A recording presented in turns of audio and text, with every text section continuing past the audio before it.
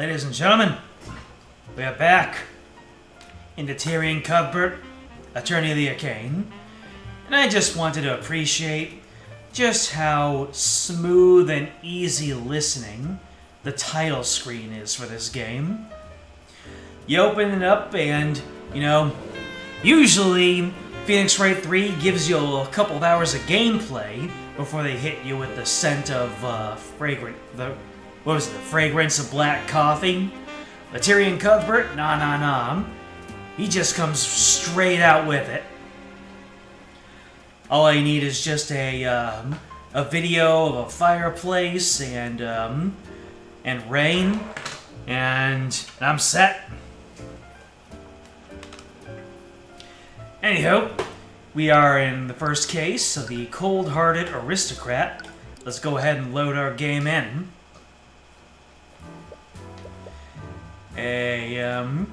An innkeep, or a barkeep, I suppose, who was rallying the citizenry against the magic-using nobles, was found dead, and his magic-using daughter was framed for the murder.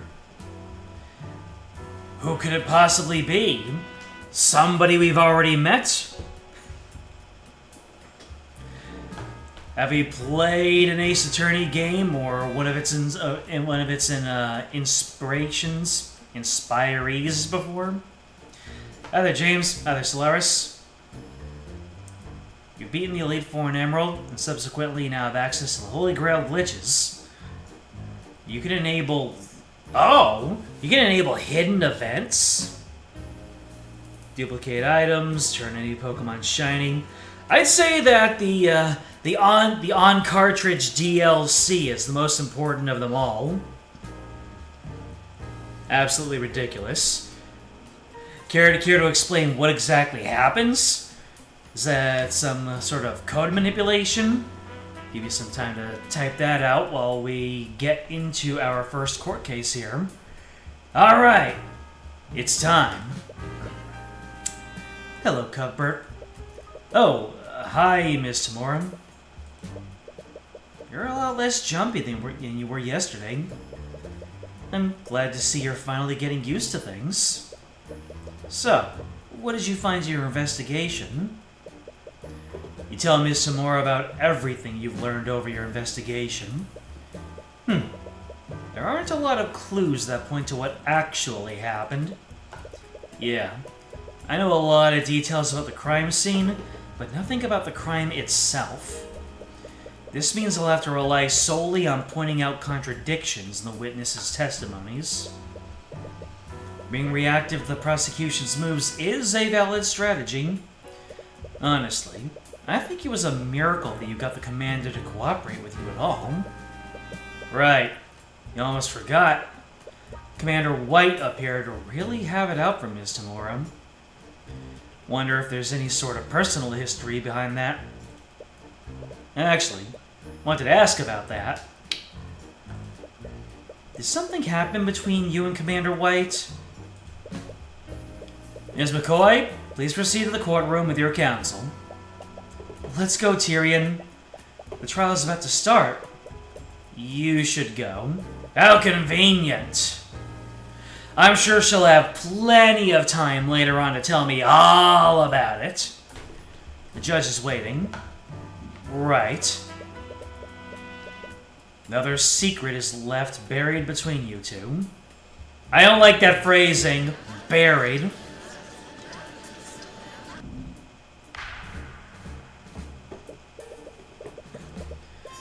Silksong releases tomorrow. If I had thought about it a little bit more, maybe I would have picked up Hollow Knight and played through that, although probably would have taken me too long. I'm going to wait for that all to die down, and then I'll come in fashionably late. Like I usually do. I did it with Mario and Luigi, and it was moderately successful. Arbitrary code execution, that's the one. That's the term I was thinking about. You can name your PC boxes in certain ways and basically turn Emerald into its own action replay. It's beyond me how that works. I understand mechanically how people make it happen, but how it actually works underneath the hood, I couldn't even possibly begin. Alright, let's do this. Court case number 1. Court is now resumed for the trial of Celeste McCoy. Let us review the proceedings from yesterday. Yesterday, the defense presented some shocking oversights made during the investigation. Yes, I personally saw to it that the investigation was conducted properly this time. I see. I suppose that puts my mind at ease. At yesterday's trial, we found an inconsistency between the crime scene photos and the autopsy report. Oh no! Are we gonna have an updated autopsy report? Tyrion, you're cooked. Because of this, the defense tried to push the following narrative. That a third party must have interfered with the crime scene to frame the defendant. However, the prosecution has discovered another explanation. Because of that, the individual who discovered the body would like to testify as to what he saw that night. His eyewitness account will clear up what actually happened. Interesting. It was my understanding that the individual in question wanted to remain anonymous. Supposedly, this witness was within the gallery of the trial yesterday. After yesterday's proceedings, he felt that he couldn't stay silent any longer. So that's our plan. But why would the witness change his mind like that? Did Steelwind persuade him? Or is something else happening here? Very well. Let's hear from the witness. Ah, yes. The very beginning of the game are cold open. Witness, please state your name and occupation for the court. My name is Rhys Reginald Rudolph. I'm a chauffeur of the equine variety. He's a servant. Looks like a 3-star to me. Or maybe a 2-star even. I'm terribly sorry, but I'm familiar with that profession. He means to say that he's a carriage driver. Oh, I see. I get what they're doing here with the judge. The judge looks like he's supposed to be looking forward, or maybe he's looking at some information that's above him. But right now, I mean, he is looking up at the ceiling way more than the Ace Attorney Judge does. Like, the Ace Attorney Judge looks like he's looking past a camera that's pointed directly below him. But this judge looks like he's keeping track of something up in the sky here. But in any case, it's my understanding that you found the body. Am I correct, Mr. Rudolph? Mr. Rudolph appears to be writing something in a notebook. He writes with incredible speed. His pen only touches the paper for maybe a second before he's filled an entire page. Mr. Rudolph? Forgive me. I was merely taking notes on the people in this room. Taking notes? The witness has a certain compulsion to keep a record of every event that he witnesses. I see. Then I assume you will receive an accurate testimony of how you found the body. Actually, I witnessed much more than that. I saw the crime as it was being committed. And I wrote down everything that I saw. What? That is quite the claim. If that's true, why did you choose to remain silent until now?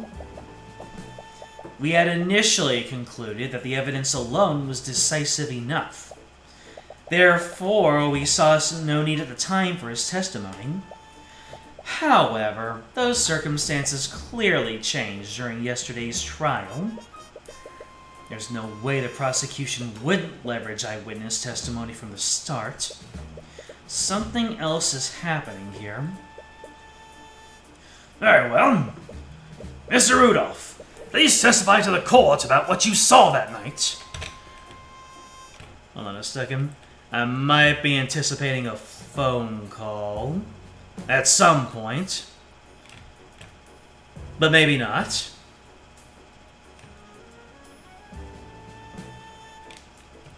Got some funky stuff going on in my unit.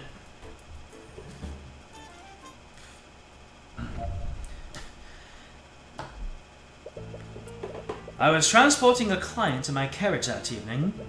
We were driving by the McCoy Tavern when we heard a disturbance. This occurred at 1:28 a.m. Worried that something was amiss, I walked into the establishment to see what the commotion was about. There I saw the defendant. She was lit by the blue glow of the dining room lights. She'd stabbed Flintheart McCoy and was channeling magic into her sword. She removed her sword from Flintheart's back, and he slowly turned to face her. She stabbed him again in the front. She soon realized that I had witnessed a heinous crime. She let the body fall to the ground and fled the scene. Glowing blue, huh? Hold on a second. There we go. Incredible! If everything occurred as the witness described, then I see no room for debate. Of course, the evidence has always been irrefutable. You don't remember seeing him when you left to look for Celeste, but it was pretty dark. Celeste, did you see this man that night? No. This is my first time meeting him. And I didn't see him when I ran out of the tavern that night. So, he has to be lying.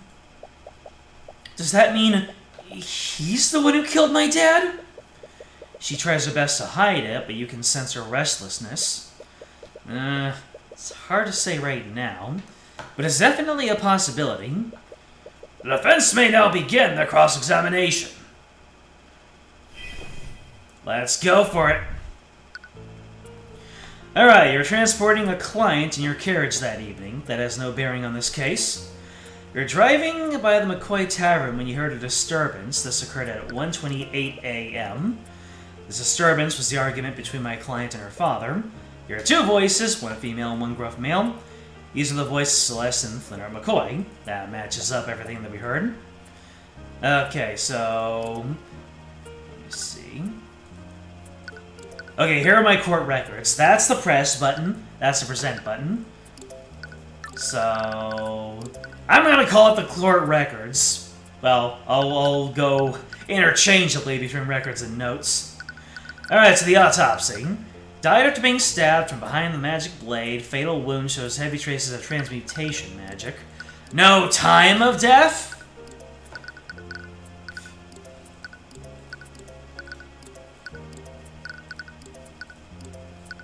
Alright, time of death obviously isn't of importance here. Where the sun was amiss, you walked in the establishment to see what the commotion was about. She was lit by the blue glow of the dining room lights. You sound certain that you saw my client and the victim. How were you so sure it was them? His daughter were well known in the town. Leonard made himself quite known in the region through his social activism, and young Celeste dresses in a manner that is far wealthier than the townsfolk. Do you live in the same town? How would you know this? His work brings him there quite frequently. The witness's place of residence has no bearing on the testimony. He was there when the murder happened. Why is Steelwind deflecting questions about his personal life? Oh. That is true. If he, depending on who he works for, that could be relevant. Alright, so the blue glow of the dining room lights. Let's see, dining room light. The blue oven has several lamps. However, the arcane power cell has been broken for weeks and the lamp can't be turned on. That means the lights were not operational during the murder. The lights were not operational during the murder! Ah, man, you just cooked yourself. Objection! Mr. Rudolph, you testified that you saw my client murdering the victim. And you supposedly saw her casting magic while doing so? Yes. Oh, I can never forget such a grisly sight. That moment was burned into my memory. I see. Well, it's funny that you say that. How so? Because your entire testimony was a complete lie. What? Are you accusing the witness of perjury? Surely you know that such accusations can't be made lightly, Mr. Cuthbert. Funny you should bring up lights, Miss Steelwind. My accusation is far from baseless, Prosecutor Steelwind. It's quite based, I assure you.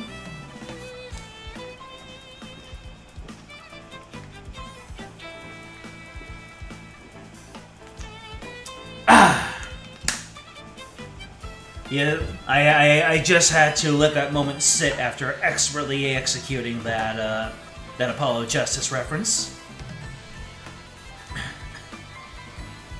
Hello there, Moderator Tom. I was able to figure that one out handily enough. Take a look at this report. The dining room lights are artificery devices that are powered by an arcane power cell. However, that same arcane power cell was broken during the time of the murder. The dining room lights had no energy, and the room would have been pitch black. The witness couldn't have seen anything, much less a homicide. Wait, I can explain. There's no need, witness. You could have easily seen another source of light. Perhaps one of the McCoys lit a candle because of the blackout. The witness clearly describes a source of blue light. A candle or lantern wouldn't emit a color like that. Then the witness was clearly mistaken. The witness records everything he sees in his notebook. He even remembers the exact times that each event occurred. So why would he be incorrect about such a clear and obvious detail?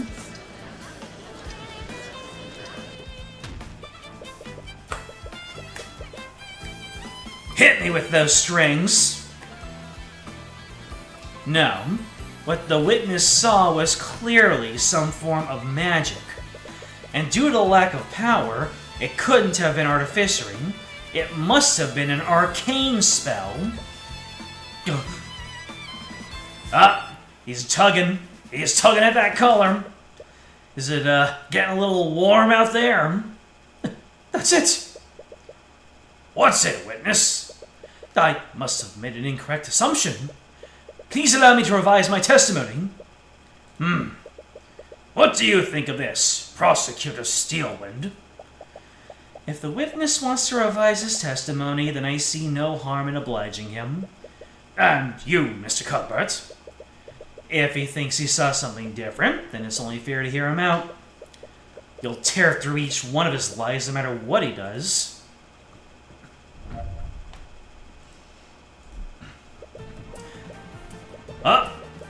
We've already got the Allegro going. I remember now. Yesterday, it was revealed that Thinhot was killed using magic. I must have seen Thinhot's daughter channeling a magic spell. The spell was called Mage Blade, am I correct? That's it. The blue glow that I saw must have been created by Mage Blade. I see. So the blue light that you saw came from the defendant's magic. I'm already starting to see the holes in that one. Mr. Cuthbert, you may proceed with a cross-examination. With pleasure. Alright, so he says that the blue glow must have been created by Mage Blade. Where's Mage Blade? For the duration... For the duration of the spell, the edge of the magic, usually a blade, becomes unnaturally sharp, while making it effective at slashing through tough material. While under the effects of the spell, the object emits a yellow, radiant glow. Oh dear! Caught with your hand in the lie jar, did you? Well, go ahead and take that!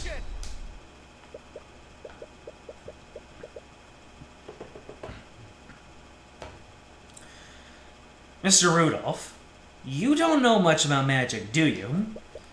Of course not. Are you trying to say that I should have recognized Celeste's mage blade?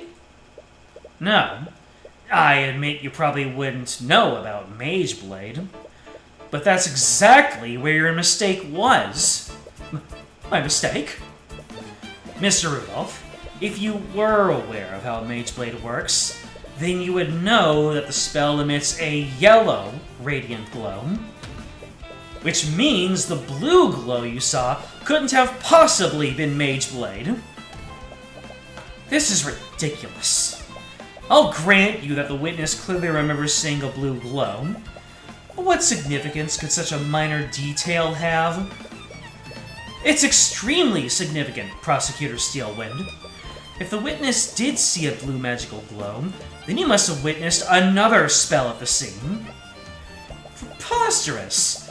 You don't have any evidence to back up that claim. That blue light made a large impression on the witness. He wrote it down in his notebook, and he specifically mentioned the color. There's no way he would have been mistaken about something like that. Oh dear. So what did you really see, Mr. Rudolph? Did you see my client at the scene casting a spell that she couldn't possibly cast? Or did you see another mage at the scene? Well... Your Honor, the defense has no right to accuse the witness like this. Let me remind you that perjury is a crime, Mr. Rudolph. If you're found to have lied in your testimony, you will be prosecuted. No, wait, please. Now that is quite enough of that. Whoa, even Steelwind is brought off her game. Garrick Pierce suddenly steps down from the gallery and walks to the witness stand. He's breaking every possible rule in the book, but no one in the room moves to stop him. The bailiff looks to the judge nervously, but the judge just narrows his eyes and carefully watches Pierce. Look at that cool as a cucumber judge. That's a +1 in my book for the judge just being committed to his job. Let's see where this is going. Pierce, meanwhile, shoves the still flustered Rudolph off the stand and begins addressing the courtroom. What is he even doing here? I will not stand by while you harass my servant. Okay. You just tossed up a degree of separation there, my friend. Pierce, we discussed this. There's no need for you to take the stand. And what, pray tell, did they discuss? Your Franziska von Karma is showing. Nonsense. I have nothing to hide. And if you had done your job properly, I wouldn't have needed to interfere. For the first time, Steelwind doesn't seem to have control of the situation. What is the meaning of this, Miss Steelwind? Who is this man? This is Garrick Pierce, Your Honor. That is Lord Garrick Pierce to you, Steelwind. I am the honorable heir to the Pierce noble house. In any case, I must apologize. I'm afraid that these misunderstandings are entirely my fault. What do you mean? Explain. You see, Rudolph wasn't the one who witnessed the crime that fateful night. It was me, Kono Garrick Pierce, da. I was the one who witnessed the crime. I had my driver report to the body so that I could remain anonymous. What? Are you saying that you had Rudolph lie for you? I simply dictated to him what I saw and had him repeat that to law enforcement. It simply wouldn't do for a member of the nobility to appear publicly in court. Lord Pierce, regardless of your intentions, this is a very clear act of perjury. But from the look on the judge's face, you can easily tell that he won't face any actual consequences. Like fine wine. I understand, and I will accept the consequences of that. But I would be remiss if Rudolph's Shawnee testimony allowed that girl to escape her crimes. Please let me testify as to what I saw that night. Very well. This is highly irregular, but I believe the court will benefit from hearing your testimony. However, know that this misconduct has hurt your credibility. Very well. I know I swapped Pierce's voice on the fly, but sometimes these things just happen. You take a look at a character and you know their personality, and everything just falls into place. On the night of the murder, I found myself unable to sleep, so I went on a leisurely carriage ride around Cornhaven. I happened to be passing by the McCoy Tavern when I heard a loud commotion from within the building. Curious, I stopped my carriage and took a single step inside the establishment. That is when I saw the scene inside. I saw the defendant stabbing the poor man twice with her sword. Garrick Pierce. He's a member of the nobility. That means he's probably a mage, right? And he's the only other mage that was there that night. Does that mean... There's no doubt about it. He's the only person that could have left a trace of transmutation on the body. He has to be the mage that we're looking for. Ah. What a conflicting set of emotions. Sorry, this must be a lot for you right now. Don't worry about me. Focus on taking him down. Let's see what we got.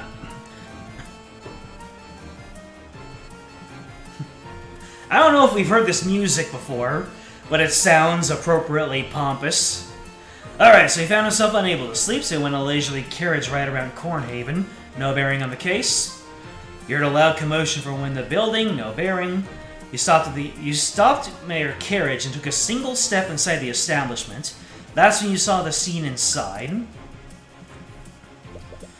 If he was at the tavern entrance, then that would mean he was here. Crime scene McCoy Tavern has been updated in your notes. Garrick Pierce claims to have witnessed the murder from the W marker. That's impossible, as he wouldn't have had proper lighting. You saw the entire scene from the tavern entrance.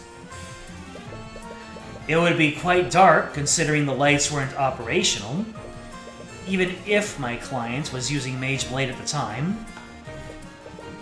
Huh, of course! I'd forgotten that detail. I couldn't see what was happening, so I used my magic to illuminate the scene. You used magic at the crime scene? Oh, look, and his arcane art is transmutation. Yes, I remember correctly. I conjured a blue light to illuminate the scene. That same blue light must have been what my driver saw. I thought that Rudolph didn't witness the crime at all. If I had to guess, Mr. Rudolph must have seen the blue light from the carriage. He must have made that detail a part of his testimony earlier. That actually makes a lot of sense now that you think about it. Rudolph was so sure that he saw a blue light, it would be strange if he was lying about that. But anyways, which spell did you use to illuminate the crime scene? It was the Conjure Light spell. Alright, we got something new. For the duration of this spell, a mote of magical light appears in the caster's hand. The color of the light is chosen by the caster and can be changed at will for the spell's duration. This mote of light provides illumination up to 15 feet of the caster and no further. Anytime I think about conjuring light, I think of what's the D&D spell that allows you to make something glow? I remember invalidating an enemy's invisibility spell. by using the, was it like Fey light, like fairy light or something like that? Fairy fire, probably. It has something to do with fairies. Remember that? It was only about a decade ago, but yeah, no, the enemy was like either invisible or very slippery. So I'm just like, okay, fairy fire, and it clearly messed up the entire encounter.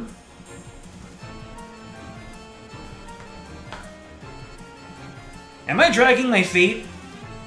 These answers are coming out lickety-split before I have any chance to properly suss them out. Your Honor, if the witness used magic at the crime scene, then I'd like for a spell compendium to be added to the court record. Hey, he calls it court record too. We refer to this section as notes, but then Tyrion says court record. That's the Phoenix Wright inspiration coming in full force. I see no reason to invade the witness's privacy over a trivial illumination spell. I agree. The defense would need a stronger reason to requisition the witness's spell compendium.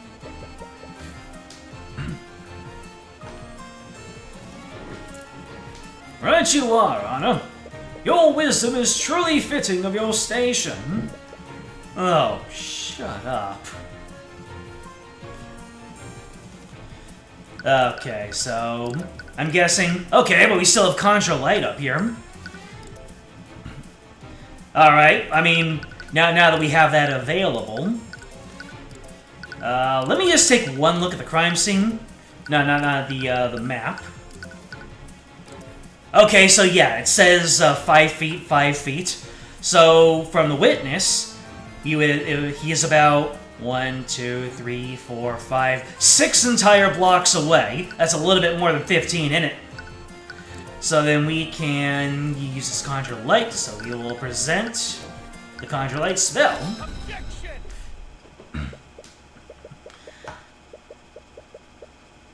It's the D&D maps triggering your DM. I see. Because I can imagine that Pierce is like one of your players, and Pierce is like, I conjure light to see the crime scene, and then you just slap him across the face and say, you are 30 feet away, you can't do that. You cast the light spell, and it shows you absolutely nothing.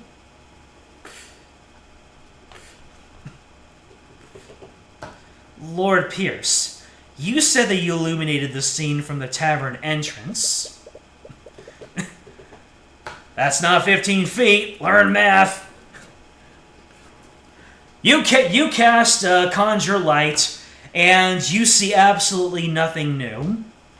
But you do alert the killer to your presence. Roll for initiative, with a disadvantage. And you only took a single step into the building? Of course. I remember it very clearly. I stood only at the entrance. In that case, I'd like for you to take a look at the map of the tavern. If we take a look at this map, that would place you right here, where the W is. And that W stands for witness. If it were up to me, that would be an L. Am I correct? Of course I was. I don't know what you wish to achieve by having me repeat that fact. Well, I find it interesting that you illuminated the crime scene from all the way back there, considering that Conjure Light only illuminates an area within 15 feet. What? The spell's range is irrelevant. We've already established that the victim would have been illuminated by Mage Blade. During his testimony, Lord Pierce clearly stated he couldn't see what was happening. That's why he cast Conjure Light in the first place. However, Conjure Light doesn't work like a normal source of light. It only provides illumination up to 15 feet of the caster and no further. If he had stayed at the entrance, his spell wouldn't have done anything to help illuminate the scene. But what does this mean? Lord Pierce, did you illuminate the crime scene or not? Well, I can answer that question for you, Your Honor. Lord Pierce did illuminate the scene of the crime. In Ace Attorney, that would have been a yes or no question. He illuminated it because he was standing right where it happened. Mr. Cuthbert, are you trying to say that Lord Pierce was that close to where the murder occurred? How would that be possible? Well, there's only one way that this scenario would make sense, Your Honor. And that would be if Garrick Pierce was the one who murdered Flintheart McCoy. Here we go. Went for the stab. Hold on for a moment. This is absurd. I could have easily used a different spell to illuminate the room. And which spell would that be, Pierce? The name escapes me. I'm not sure which one it was now that I think about it.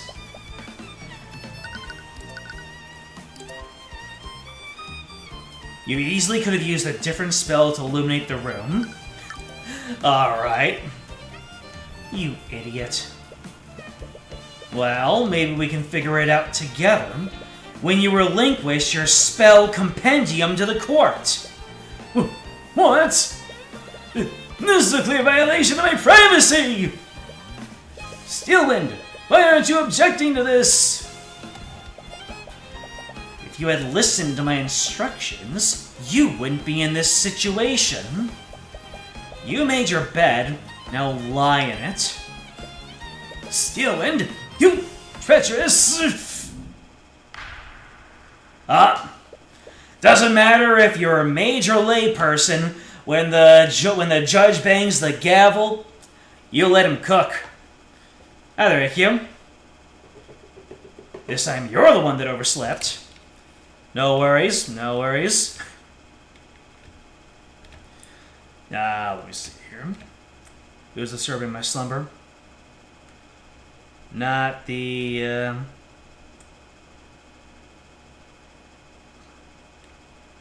Yeah, not the call that I'm expecting. That's enough! It appears that the prosecution has no objections. With everything that has occurred, I must ask that Lord Pierce relinquish his spell compendium to the court. Oh, here we go. Alright, so Garrick Pierce spell compendium contains the formulas of the following spells: Prestidigitation, Conjure Light, Conjure Water, Frost Wave, and Shape Liquid. None of that sounds like anything that can make light, unless Prestidigitation can do it. I'm not current on my, oh, here we go. The caster creates a simple and harmless visual effect around their hand. This effect will last as long as they maintain their concentration on this spell. Is this straight out of D&D? This all sounds familiar. Conjure Water. They can go sploosh. Frost Wave. Anything caught within range is hit with a blast of extremely cold air. Liquid's hit will be immediately frozen, and organic life will immediately enter stages of hypothermia. Okay, that's quite a step up from Prestidigitation and making droplets. Shape Liquid. While concentrating on this spell, the caster can magically manipulate up to 10 liters of liquid, forming into complex shapes. At any time, the caster can choose to freeze the liquid and solidify its current shape. While frozen, the caster can also choose to make the liquid instantaneously melt. Good job, Tyrion! You got a spell compendium. With that, this case is as good as yours. Or is it? She didn't even try to stop you from taking a spell compendium. She wouldn't have let that happen just to spite Lord Pierce. She definitely still has something up her sleeve. Your Honor, I have looked at the spells in Lord Pierce's compendium. Conjure Light is the only spell that he can cast that would shed a blue light. This renders his testimony and many of his statements false. Oh no! You can practically hear Lord Pierce grinding his teeth. Your Honor, Lord Pierce could very well be a suspect in the murder of Flintheart McCoy. The defense argues that this presents enough reasonable doubt to acquit the defendant. I acknowledge that Lord Pierce's actions are quite suspect. However, I will not pass a verdict just yet. There's much more we need to learn. What? That's not how it works. We proved that there's reasonable doubt. That should be enough to acquit me, right? In a normal case, maybe. But it's different for this trial. The public won't accept an unsolved homicide involving magic. Unless we can unequivocally prove your innocence, the court will keep drawing out this case. What? But that's not fair. That's just how the system works. Our court system doesn't exist to extract justice. It exists so that the kingdom can save face. No. However, the court will be suspending the trial of Celeste McCoy until further notice. That is, until Lord Pierce can be investigated as a possible suspect. Objection! Oh! We're only in the first case and we already have the prosecutor raising an objection to keep the trial going. Makes you wonder what they've got underneath their caps for the later cases. A possible suspect? The very idea of that is preposterous, Your Honor. Damn it. You knew she was planning something. Let's revisit the basic facts of the case, shall we? Flintheart McCoy was murdered using a blade with a transmutation spell active on it. Mr. Cuthbert, why don't you tell me the spells that Lord Pierce knows? Alright. His spells are Prestidigitation, Conjure Light, Conjure Water, Frost Wave, and Shape Liquid. Ugh! You've realized it too, haven't you? Lord Pierce doesn't know any transmutation spells that can be channeled through a solid object. Nutty? That can't be right.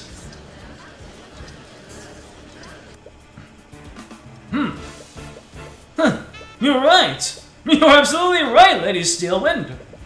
I couldn't have possibly commit the murder. I see. With that in mind, that would lead the defendant as the only possible killer. But he was the only other mage there. He has to be the real murderer. But he doesn't know any transmutation spells that can affect a solid object. What does he know again? Let's see, Conjure Light, Prestidigitation, Conjure Water, Shape Liquid.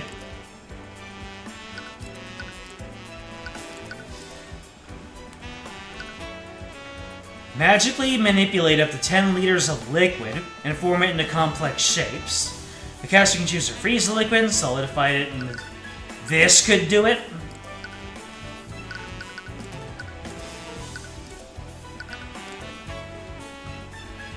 Yeah, this guy could conjure water, then shape the liquid into a blade.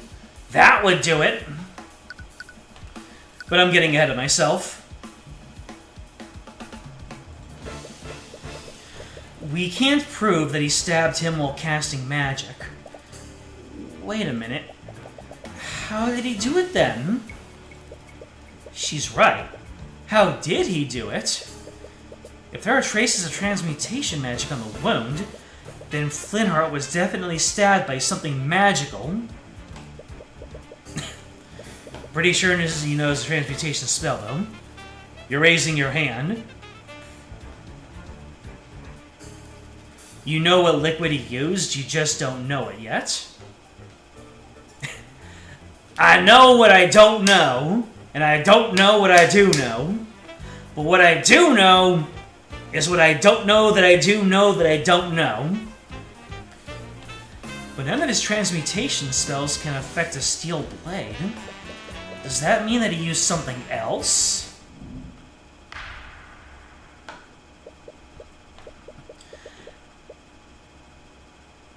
Oh no. The wine? That's terrible. The defense did cast some doubt on the witness's testimony. Nevertheless, I must conclude that he could not have possibly committed the murder. With that in mind... Please wait, Your Honor. We still can't conclude that Lord Pierce couldn't have committed the crime. What are you on about? Lady Steelwind said it herself, you commoner. I don't know any spells that can be channeled through a metal blade. He's right. This can only mean one thing. You didn't use a metal blade, did you? An exclamation mark! What nonsense is this? The autopsy report clearly states that the wound was created by a blade. If he didn't channel magic through a blade, how could he have possibly committed the crime? Yes, your claim does seem quite contrary to the facts thus far, Mr. Cuthbert. Which spell did Lord Pierce use to commit the murder? Which spell could Lord Pierce have possibly used to commit the murder?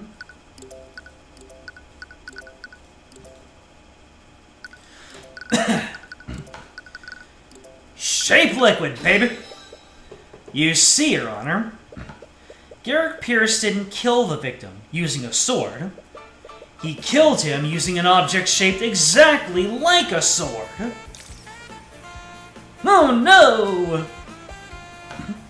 What? I'm afraid I don't quite understand, Mr. Cuthbert. I'd like for the court to take a look at Lord Pierce's spell compendium. Garrick Pierce knows a seemingly insignificant spell called Shape Liquid.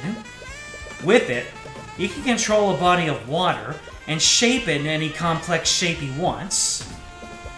Then he can freeze that liquid, maintaining its current shape. A shape like a sword. What? No. Is it possible that he... What do you have to say for yourself, Lord Pierce? What do I have to say? Pierce's breathing becomes more frantic. He's clearly not used to being put in a corner like this. You can see his stress and frustration emanating through the eye of Horus. You have him now. Time for the finishing blow.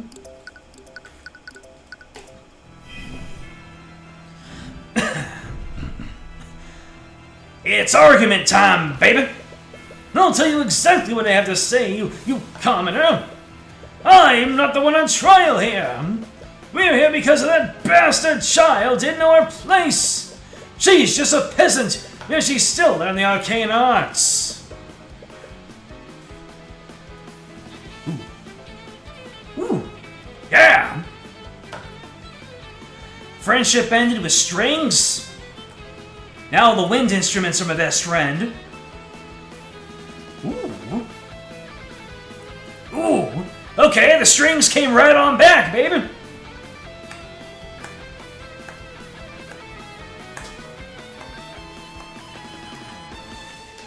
Oh yeah. This has all the magic. This is all the energy of a frantic chase. Well done. Well done, composer. And look what happened! You saw the murder, you witnessed everything. That girl used our holy arts to murder her father in a fit of rage! Yep, I can't save during an argument. You saw the murder, you witnessed everything.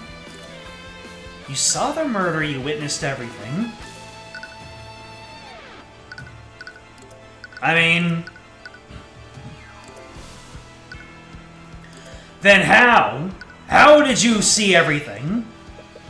And how, pray tell, did you see everything?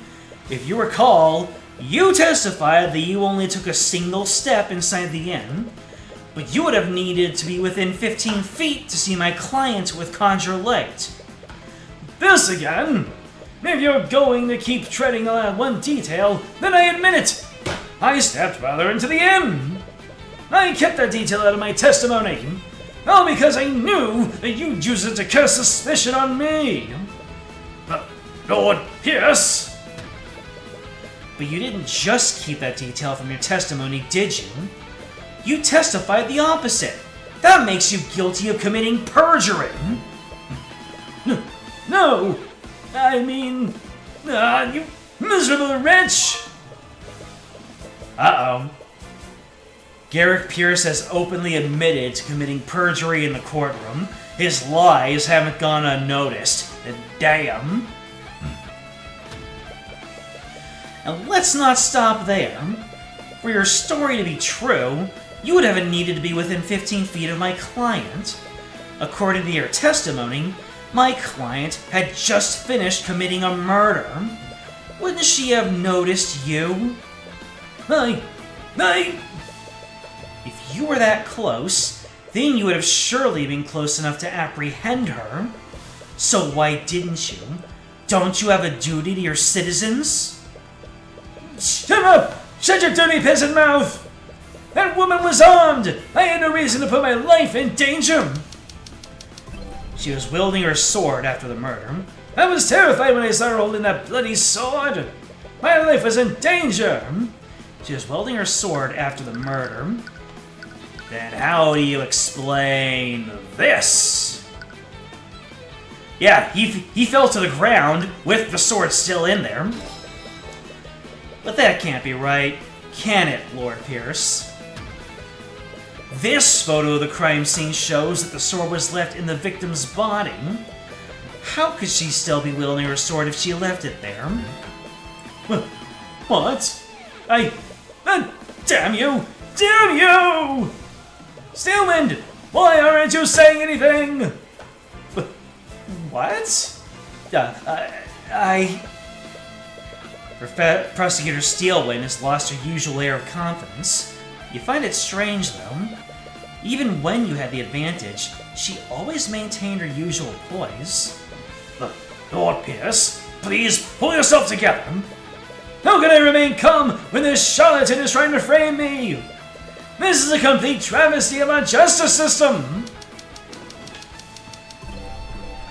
I came here to reveal the truth and testify against that criminal. What do we get instead? Slander from some lowly defense attorney? You came here to reveal the truth and testify against that criminal? Huh.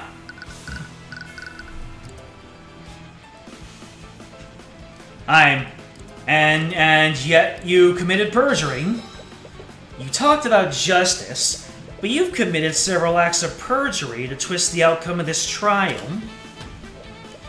You're clearly not acting in good faith. Oh no. You don't care about justice. You just want to further your agenda. So admit it, Pierce. You created a makeshift sword using shape liquid and used it to impale Flintheart. You shoved my client's sword into the wound while the remnants of the real murder weapon evaporated. It was a perfect crime, wasn't it?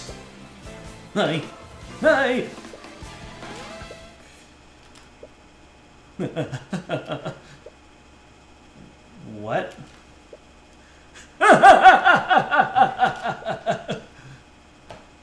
Lord Pierce! My apologies, Your Honor. It's just that I realized something absolutely hilarious. What? Has he finally lost his mind? The defense put forth an interesting theory, but there's one problem with it. And what's that? I think you said it yourself. You shoved Celeste's sword into the wound while the remnants of the real murder weapon evaporated. It was a perfect crime, wasn't it? You see, it would have been a perfect crime, because any evidence to support that theory would have evaporated with that frozen blade. What? No! He's right. If he used an ice blade to kill Flintheart, it would have evaporated by now. And that means there would be nothing left of the murder weapon. You've spun quite the tale here today.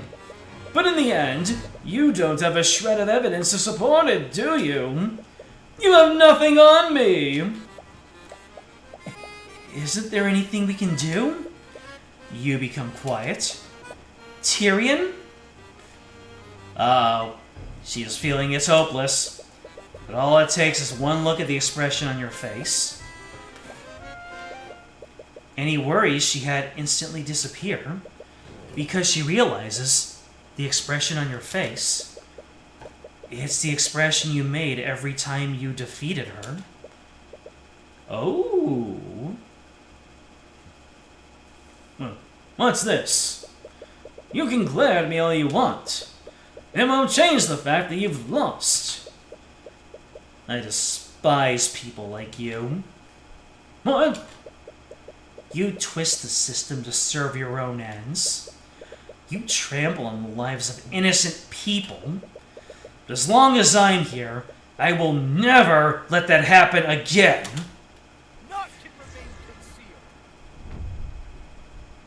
What he's saying? He said something will be revealed. Like, now the truth will be revealed. But we're using the empowered eye, or the empowering eye. What did I just do? Your head feels like it's about to burst. The pain is unbearable and overwhelming. But at the same time, you feel an extreme sense of clarity. As if you can see more than you couldn't before. And he can't believe that this peasant pushed him that far. Once again, you see Pierce's thoughts to the Eye of Horus. But this sensation feels different from how it usually is. It's more intense and potent this time. It's almost as if you can do more than just read his surface-level thoughts. You've activated the Empowered Eye. With it, you'll be able to do more than see the witness's thoughts. You'll also be able to affect what they think about. Ha! Project items into Pierce's mind to evoke thoughts from him. You want to project items that make him think about the murder. Evoking the right thoughts will raise your insight. Once the insight gauge is filled, you'll have everything you need to implicate him. Interesting. We have our safety saves back. Alright. What can we project? How about the wine?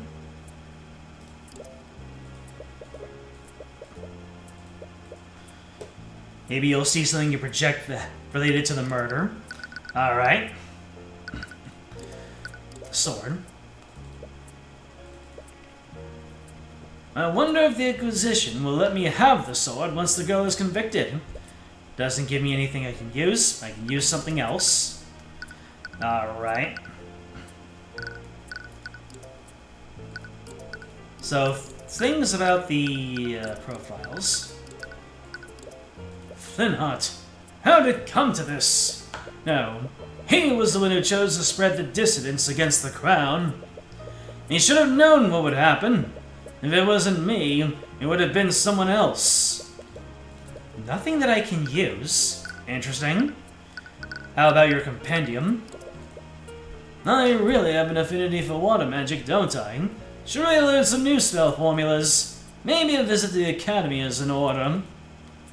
Okay, so it's not the wine, but what about your conjure? What about so your shape liquid spell?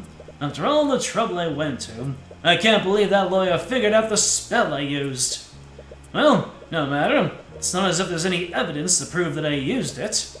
I'm lucky that old fool had that bottle of water with him. Oh, that I thought it'd have to go through a couple of steps, but nope, there's the insight. Water from a bottle? Wait. A bottle? Well then, as riveting as this has been, I believe it's time for me to take my leave. Now wait a minute, Pierce. What is it now, you wretch? I'll say it as many times as you need to hear. There's no evidence of a liquefied weapon at the crime scene. Ooh, are you sure about that, my good friend? How about this? You're right, Pierce. If you did use shape liquid on a body of water, the murder weapon would have evaporated entirely. Huh. It seems you've finally gotten that fact through your thick head. Bravo. But let's not get ahead of ourselves, Pierce. What if you didn't use shape liquid on a body of water? What if it was another type of liquid? What are you going on about? Pierce, shape liquid doesn't just work on water. It works on all kinds of liquids. This shattered bottle contained the liquid that you cast your spell on, didn't it? You show him the picture of the shattered bottle of lotus juice. That bottle...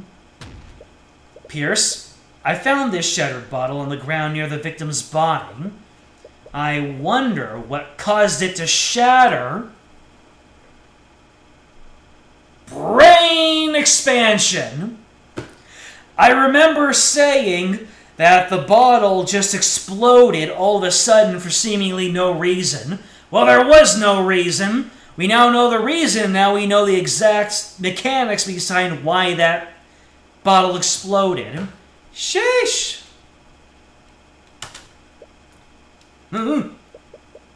You must have decided to use any liquid you could find. Luckily for you, the victim was holding the perfect quantity of liquid in his hands. I wonder, Lord Pierce, if we had someone analyze the broken pieces of this bottle, will we find traces of transmutation magic? Oh, we got the booms. We have the vine booms in here. That struck a nerve. See? Yeah, I did know. I just didn't know that I knew. You little... That still proves nothing. So what if there are traces of magic on the shattered bottle? You still don't have the murder weapon. I wasn't finished, Pierce. What? You see, the liquid contained in this bottle wasn't water. It was soda. So, what difference does that make? A blade of ice made out of water would have evaporated entirely. But a blade of ice made out of soda would leave a puddle of dried residue. No, it can't be. I thought it was wine, not soda. What is this? Dubbed anime! I wondered why there was such a circular trace of magic under the body. If we check the outline of that trace, I bet we'd find a dried puddle of soda residue. That would prove that you used your magic on that soda. There's your murder weapon, Pierce. And one more desk slam for good measure. And that's checkmate.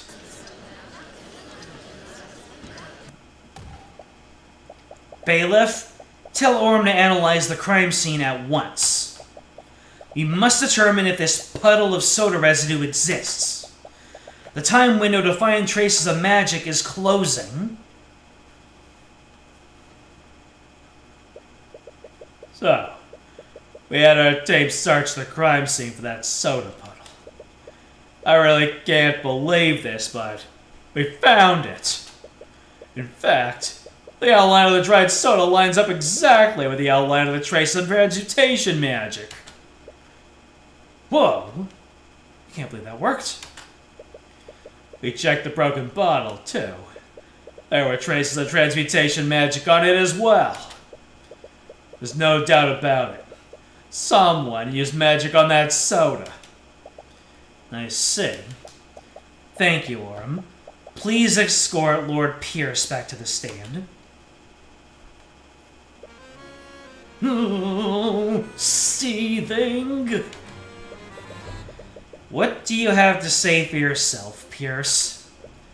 What do you think you've accomplished here today? Do you honestly think you can indict me? I am an aristocrat from the highest echelons of our society! That fool of a man was an insurgent. He was a threat to society, and I did my civic duty by removing him. Objection! Okay. I'll let you cook, Miss Steelwind. Bailiff, please escort the witness to a holding cell. Steelwind? First-degree murder is punishable by execution, Lord Pierce. I suggest you remain silent, lest you incriminate yourself further. What? You can't be serious! All I did was say the quiet part out loud! I do that all the time! Shut your insidious mouth. Huh? Well, what are you all waiting for? Take him away. Yes! Take him away at once!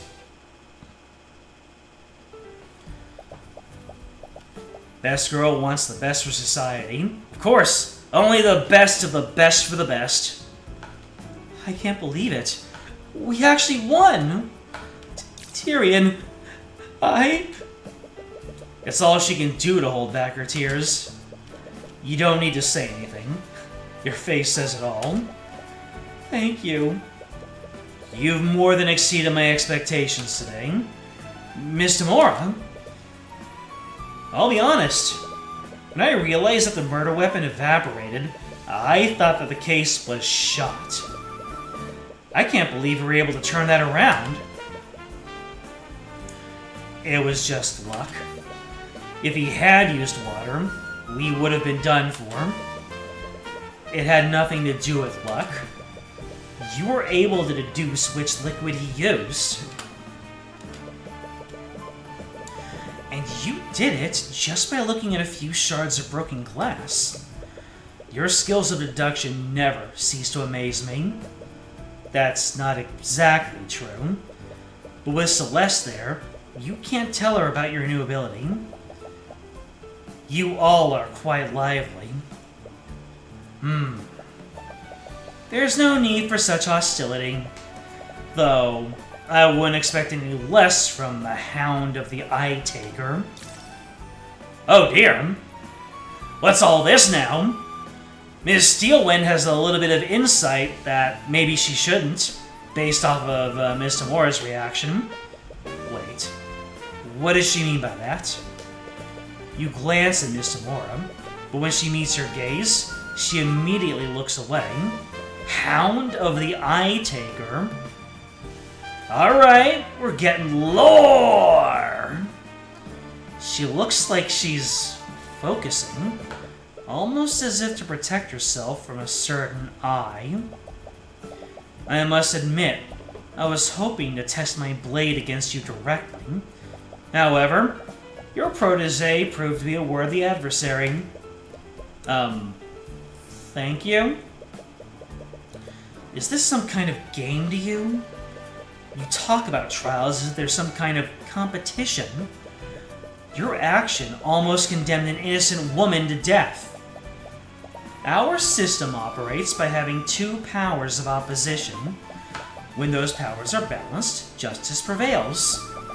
Make no mistake, your victory today was just our system working as intended. Working as intended? You know very well our system only exists to protect your people. I know. What?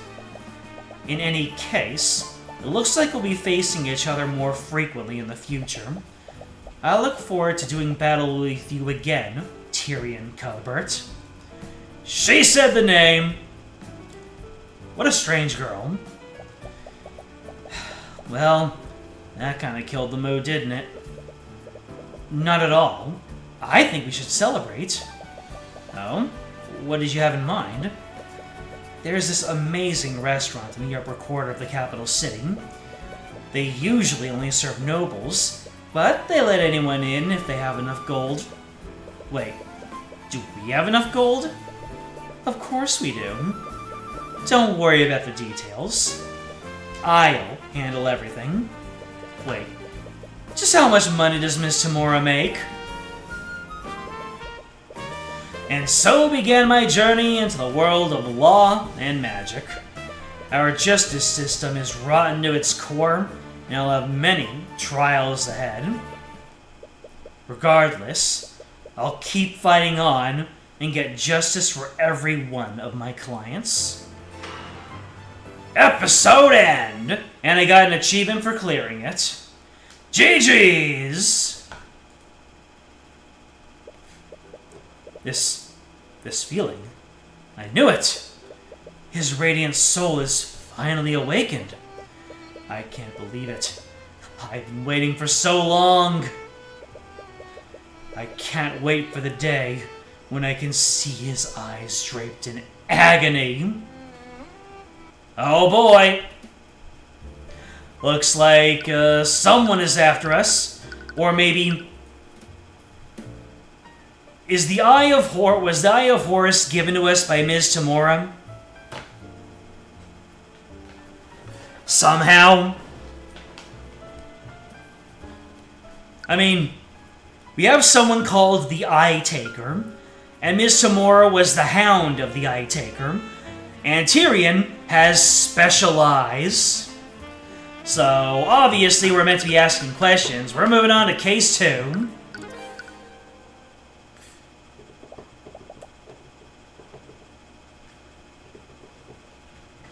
So, possibly in that third case. That is named The Origin of Horus. Well, that's a bit on the nose, isn't it? When does Tyrion get the girl? I'd wager he already has her. Let me go. I'm not going anywhere until I see her. I'm sorry, Wallace, but she's already passed. There was nothing more they could have done. How? This academy teaches the best mages in the kingdom. Are you telling me they couldn't do anything? I just noticed that Wallace's arcane art is necromancy. And that's worrying, considering what we're talking about right now. Her condition was much worse than we thought. Kingdom's magic isn't advanced enough to treat something like this. Lucio Steelwind can rain meteors from the sky. William Frege can teleport entire caravans across the continent. Are you telling me that your mages couldn't cure one disease? I'm sorry. I truly am. Emily. Episode 2. The Walking Dead. Let's go. I'm sorry, Celeste, but there's no way out of this. Celeste's attention is sharply focused on the chessboard between you two. You can see her eyes quickly dart from piece to piece. Just give me a second. I can still win this. Celeste, there's no way for you to avoid checkmate next turn. Just surrender. She ignores you and continues staring at the pieces. There! What about that? Checkmate. Damn it! Would you two keep it down? We are in a library. Ms. Tamora glances at the chessboard. I hope you didn't spend the entire morning playing around. I've been working hard, Ruby. I've already learned 2 new spell formulas since we got here. Well, at least there's that. What about you, Cuthbert? Well, your flustered stammering tells her exactly how much progress you've made.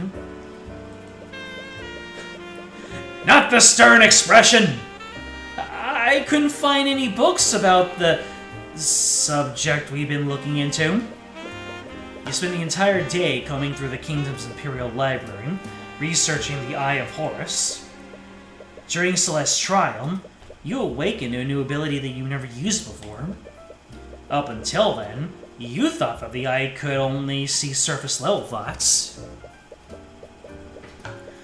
But during that moment with Garrick Pierce, the Eye of Horus was empowered, and you could see far more than usual. You told Ms. Tamora about what happened, and it made you both wonder what other hidden abilities the Eye might have. You both decided it's time to find out more about the Eye and its origins. But that's for the third case. What are you doing thinking about that in the second case? This library supposedly held the kingdom's entire knowledge of magic and the arcane arts. But you couldn't find a single mention of any ability like the Eye. Does the kingdom seriously lack knowledge about it? Or do we need to look somewhere else? Are you sure you can't tell me what you're researching? I've traveled around the world. I might have seen something like it. You entertain the thought for a moment, but you haven't known her for very long. The Eye of Horus is a supernatural ability that can't be detected by a spell compendium.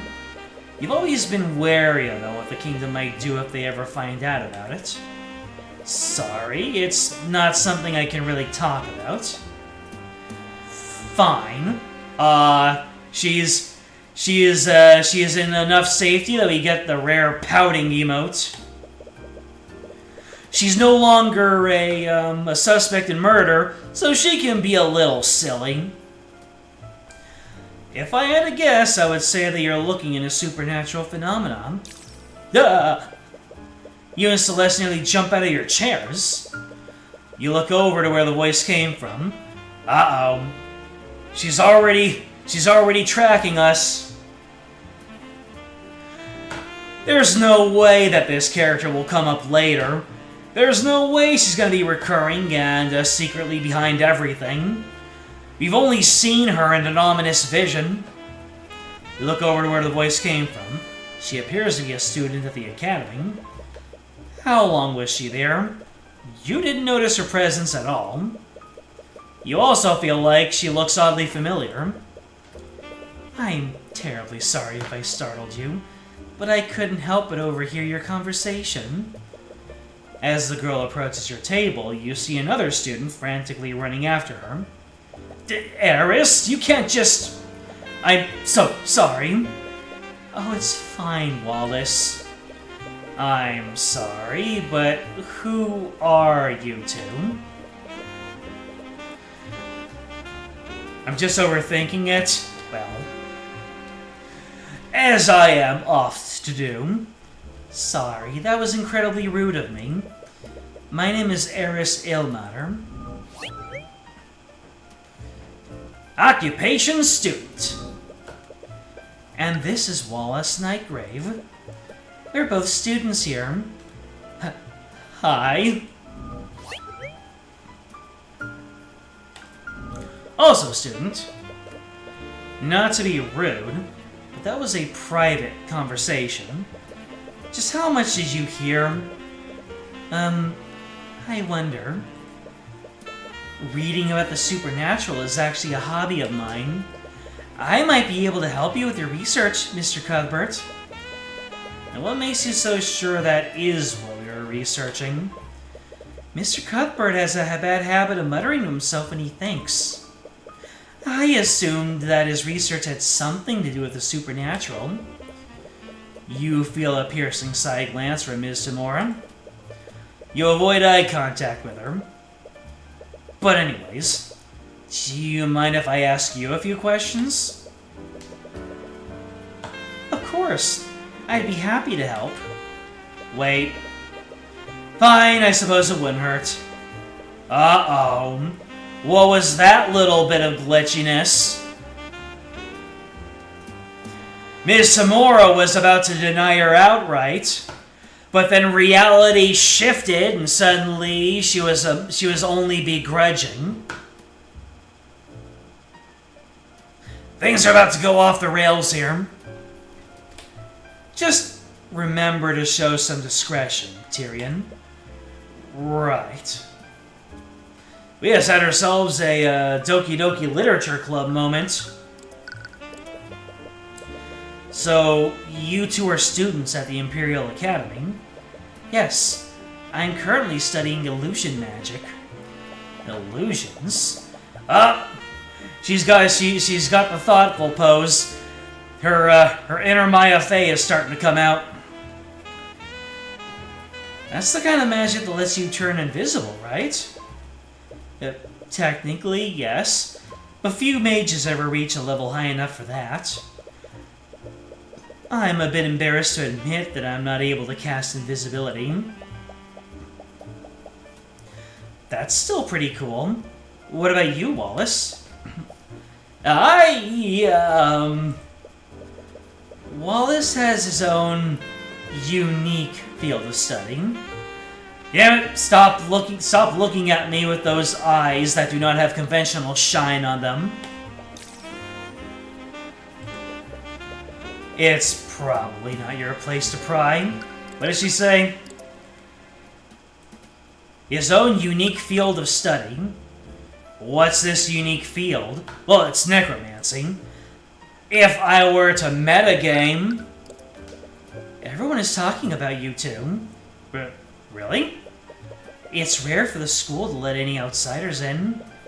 That makes sense. This librarian isn't exactly open to the public. You were only able to get access to it because of Ms. Tamura's connections.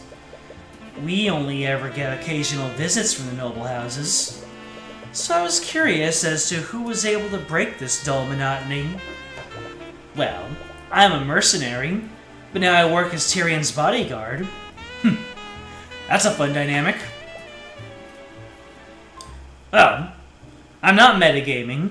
The arcane art necromancy is right there. Mercenary? After a trial, it turned out that Celeste was more than capable of affording your services. However, Ms. Tamura still proposed a different arrangement.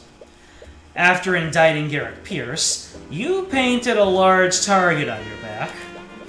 With Celeste being a mercenary, Ms. Tamura decided to hire her as your bodyguard. She figured you'd feel more comfortable around someone you were already friends with. Aw, we're friends.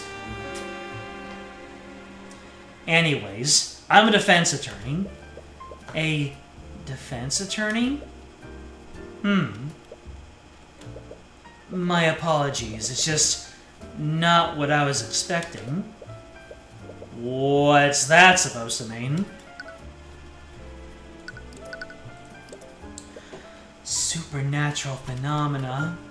I wonder why you would be researching such a thing. Yeah, I want to know too. I'm sorry, but I can't really say. Regardless, there are many spells in this world. So, why are you so convinced that this phenomenon wasn't produced by a spell? What we're looking into doesn't seem to follow the classic rules of magic. Oh, how so? Please tell me. Explain! Explain! Explain. It was created by someone who's not a mage. Oh, really? Yarly. So you're saying that this was something created by a person? The words came out of your mouth before you realized it. You sent a small, apologetic look to Ms. Tamura. That does remind me of a story. A story? Ms. Cuthbert, do you know the legend of how the kingdom of Wyvengard was created? Wait, did they say Ms. or Mr.? Mr. Cuthbert. You can't blame me. We're outnumbered, 3-2. You mean the story about the ancient dragons? The ancient what? Well, that's dragons coming out of nowhere in a game. For the second time. Tell me about the ancient dragon. Does Wyverngard have a story about ancient dragons? Celeste, where do you think the Wyvern and Wyverngard came from? It's only about one ancient dragon. The Church of Bahamut refers to him as the Scaled Lord. Alright, chat, time to take a pulse. How do you say that name? The Church of who? Do you say Bahamut? Do you say Bahamut? Do you say Bahamut? Do you say Bahamut? What is our consensus here? That's one of those ones. That's one of those pronunciations that that people fish slap each other over. Kind of like Ifrit or Ifrit. Or in Final Fantasy V, Galuf or Galoof. I'm mostly talking about Final Fantasy here. I know Bahamut was in D&D before any of those, and it was probably in folklore before then. But I think most people associate it with Final Fantasy.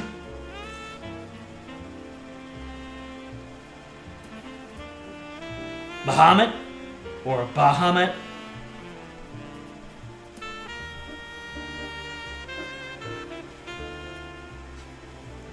Baja Blast Bahamut. You really could make the case that if Bahamut shoots a beam, it could be called a Baja Blast. I don't know what to do with this information, but I know that... I don't know what to do with this information. It's just out there now. I'm sorry. I'm sure you've even heard people mention him before. Legends say that the first mages were created centuries ago by him. At that time, our kingdom was caught in the middle of a brutal war. With no way to defend themselves, the kingdom was on the brink of destruction. Our people prayed to Bahamut, the god of dragons, for salvation. And almost as if to answer their prayers, Rathalion, the last Scaled Lord, appeared before them. The Scaled Lord bestowed the gift of magic on a band of heroes who were fighting on the front lines. With their magic, those heroes utterly overtook the kingdom's enemies and single-handedly won the war. It is said that those heroes went on to form the noble houses of today. What a load of nonsense. That story is nothing but religious propaganda to prop up the noble houses. Is that the etymology of the word propaganda? Because it's used to prop things up? Shoot. I'm learning things.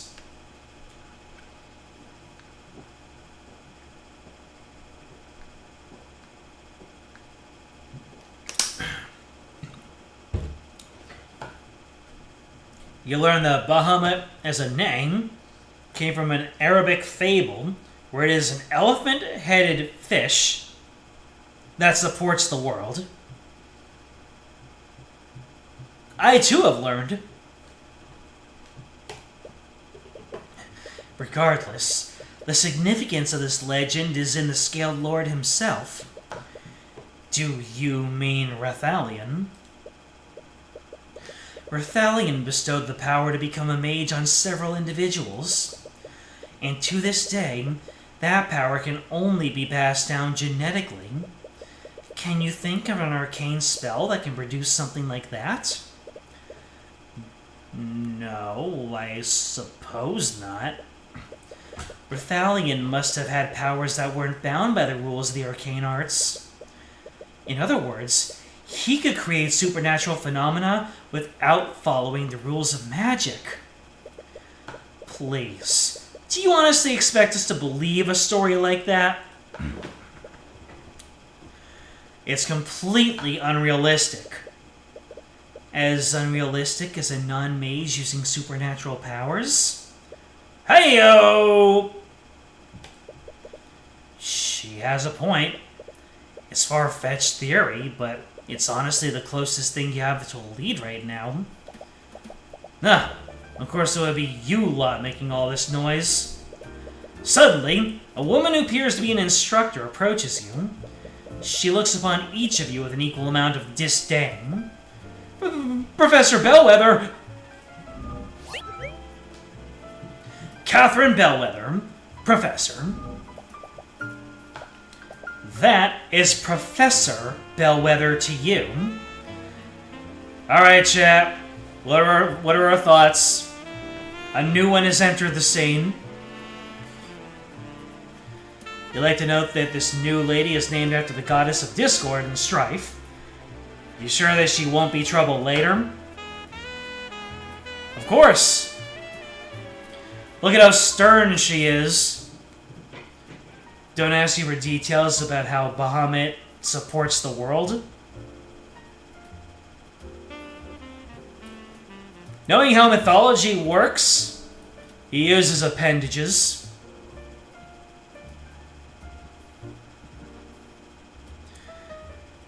Your thoughts can only be summed up in the word yes.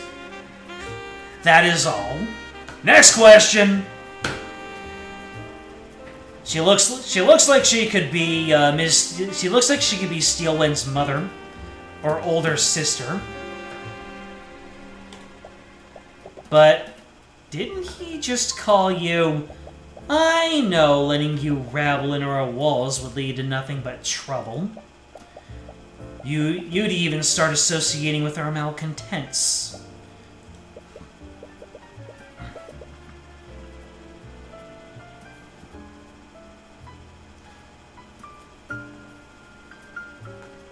This new lady, you meant heiress, but it's hilarious Catherine showed up as I saw that comment.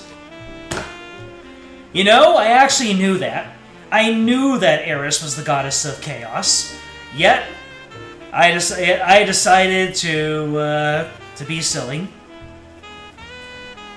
The headmaster gave us express permission to be here. If you have an issue with that, take it up with him. Huh. I'll have you know that I was just on my way to do just that. Wallace? Yes? How am I supposed to understand you when you're stuttering? Yes, Professor Bellwether. Straighten out your uniform and fix that awful hair. You look like a street urchin. But I suppose it's unreasonable to expect anything more. Oh no, not the anger. He is repressing. And as for you, Air, I'll be on my way. Oh man. Anytime Eris is about to catch some sort of stray, she says no you.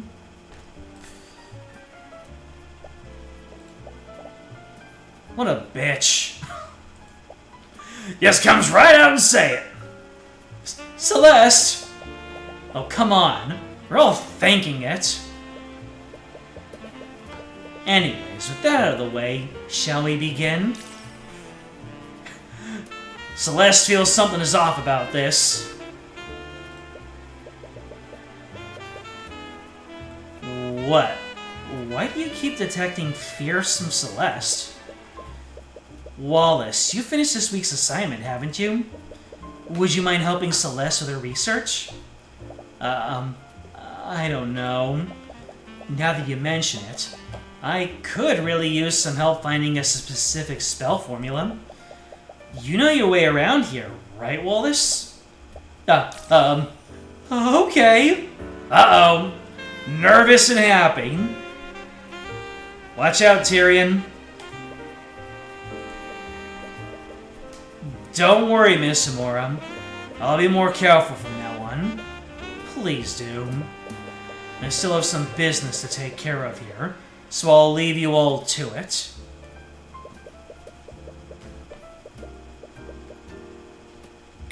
Hold on a second.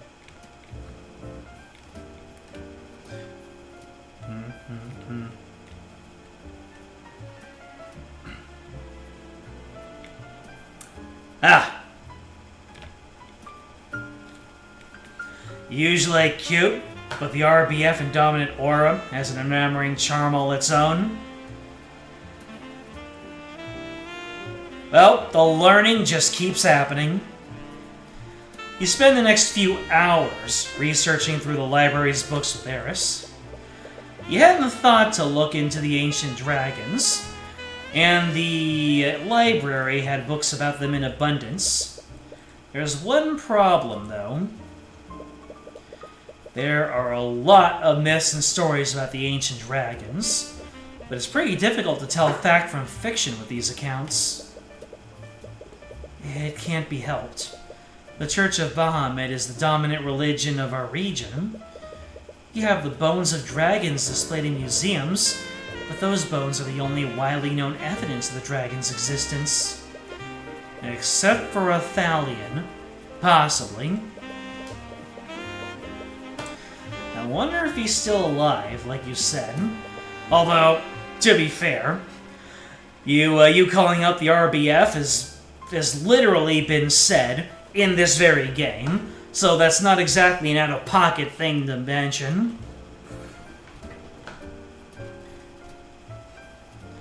I wouldn't be surprised. Despite everything, our kingdom's constitution still includes him in our government. Wait, really? One nation under Rathalion? As the savior of our kingdom, he and his kin were given an honorary position in our political hierarchy.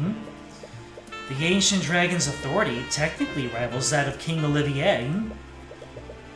Wow, I had no idea. How have I never heard of this before? To be honest, that law is just a way to revere him and appease the church. Well, Rathalion couldn't possibly be any worse than nobility. Is Rathalion gonna be the final villain of this story? You're so stuck in your own thoughts, you accidentally bump into a bookshelf. The shelf begins to tip over, and you're able to catch it before it fully falls over. But not before several books fall out from their shelves. They hit the ground with a cacophony of thuds. Some students glance in your direction. Be quiet! Sorry! Be quiet! Eris begins giggling. She seems amused by what's happening. Hey, are you okay? I heard a loud... Whoa. Celeste stares at the pile of fallen books. What did you do? Forget that. Just help me clean this up. There's no need for that. Construct, I require assistance. Acknowledged. What? Upon Eris's command, one of the nearby suits of armor suddenly springs to life and begins walking towards you. And then suddenly you see a prompt to hit A, the A button. The voice coming out of it sounds human, but it lacks emotion. Why does it sound familiar? Wait, did you do that, Eris? Yes, this is an arcane construct. It's a suit of armor that's animated using artificery. Something, Pedro and the Blue Knight. They're designed to carry out various tasks for the students. Well, we now have something for our notes. How big are our notes anyway? We got profiles.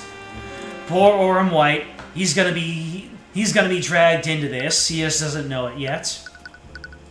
And Arya Steelwind is gonna be here. No notes about anything.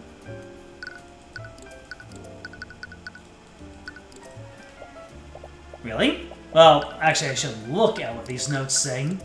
Arcane constructs are suits of armor that are animated using artificery. They can carry out simple tasks in order to. The ones in the Imperial Academy speak using the voice of Catherine Bellwether. I see. That's why the voice sounded familiar.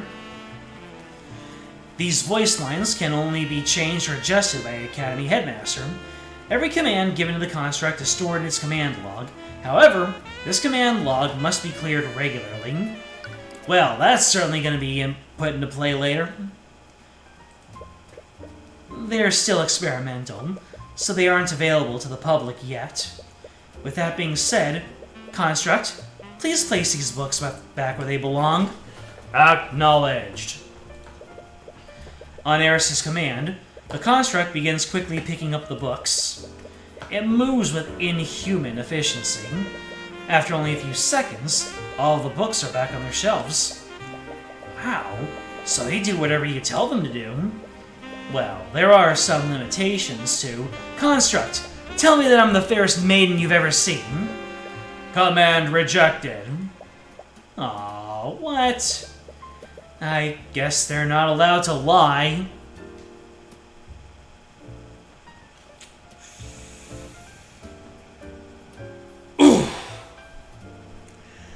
That is some Season 1 Ash Ketchum energy right there. You feel a sharp pain in your side as Celeste quickly jabs you. The Construct's voice is just a series of pre-recorded messages. I'm not sure if you've noticed, but he uses the voice of Professor Bellwether. Unfortunately, you can't make them say anything other than what's recorded. Only the headmaster can change those settings. Artificery that can record audio? I've never seen anything like it. But you just said that they're experimental, right? Maybe if I keep asking it, it'll just give up and do it. I would advise against that. Even if the commands are rejected, they're still stored in the Construct's memory logs. Anyways, we should probably get back to work. Fine. You read more about the ancient dragons, but most of the stories read more like fables than actual historical accounts. I don't feel like I'm making any progress. Suddenly, you hear a thunderous, low-pitched sound blare across the room. It sounds like a high-pitched horn, but with its volume turned up to unnatural levels. What? Celeste, do you hear that? How can I not? What is that? You didn't touch anything you weren't supposed to, right? But of course not. Oh, it finally stopped. Eris, wasn't that the lockdown system? Yes, I believe so. Lockdown system? The Academy is outfitted with a large artificery system. In a state of emergency, it will erect magical barriers throughout the building. State of emergency? Should we be worried? Don't worry. The lockdown is designed to keep everyone safe. We're safe as long as the barriers are up. But Ms. Tamora, she said she was going to do something on campus. I'm terribly sorry. You suddenly hear a disembodied voice echo through the library. It sounds like it's being projected magically. It's the headmaster. He's using the intercom system. Students and faculty, please remain calm. There's been a murder on the Academy grounds. What? Please stay where you are and wait for law enforcement to arrive. Damn it. We have to get out of here. I'm afraid that's not possible. The lockdown system protects and locks each room. Oh boy. Is this where Ms. Tamora meets her destiny? We can't leave this room until it's deactivated. Well, we won't know until we try. You run to the entrance and begin frantically pulling on the door's handle. You try to put all your strength into prying it open, but it doesn't even budge. Tyrion, stop! Whoa! That is a fierce expression. She just went from Yugi to Yami Yugi right here. But Ms. Tamora, I know that you're worried about her. There's already been a murder. We don't know where the attacker is, or if they're still armed. Oh, she's in her mercenary mode, I see. That's why she looks so fierce. We've never actually seen her in her mercenary mode. She's just been Celeste, innocent little girl, but, you know, when danger is imminent, she becomes a consummate professional. The best thing we can do right now is stay here and wait. She's right. Damn it!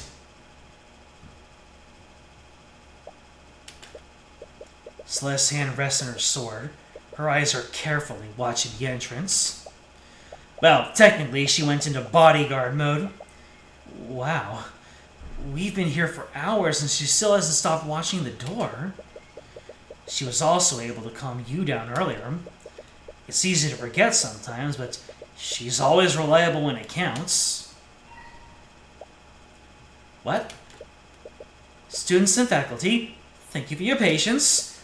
Law enforcement has secured the building. The lockdown has been lifted. However, please remain in the building until... The headmaster's barely finished with his message before you were out of the door. Tyrion! Hey, don't go off on your own.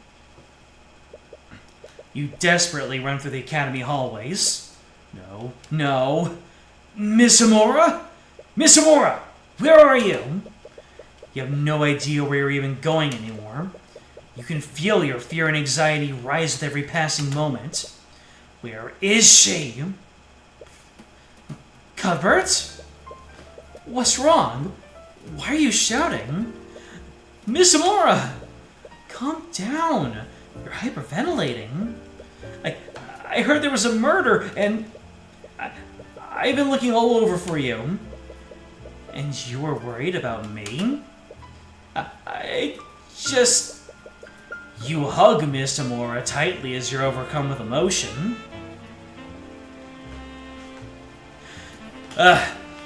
Wishful thinking from people who have played Phoenix Wright Ace Attorney. Am I right?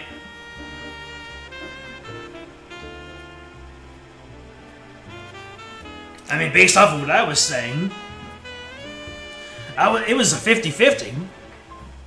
I was staring down Schrodinger's Ruby.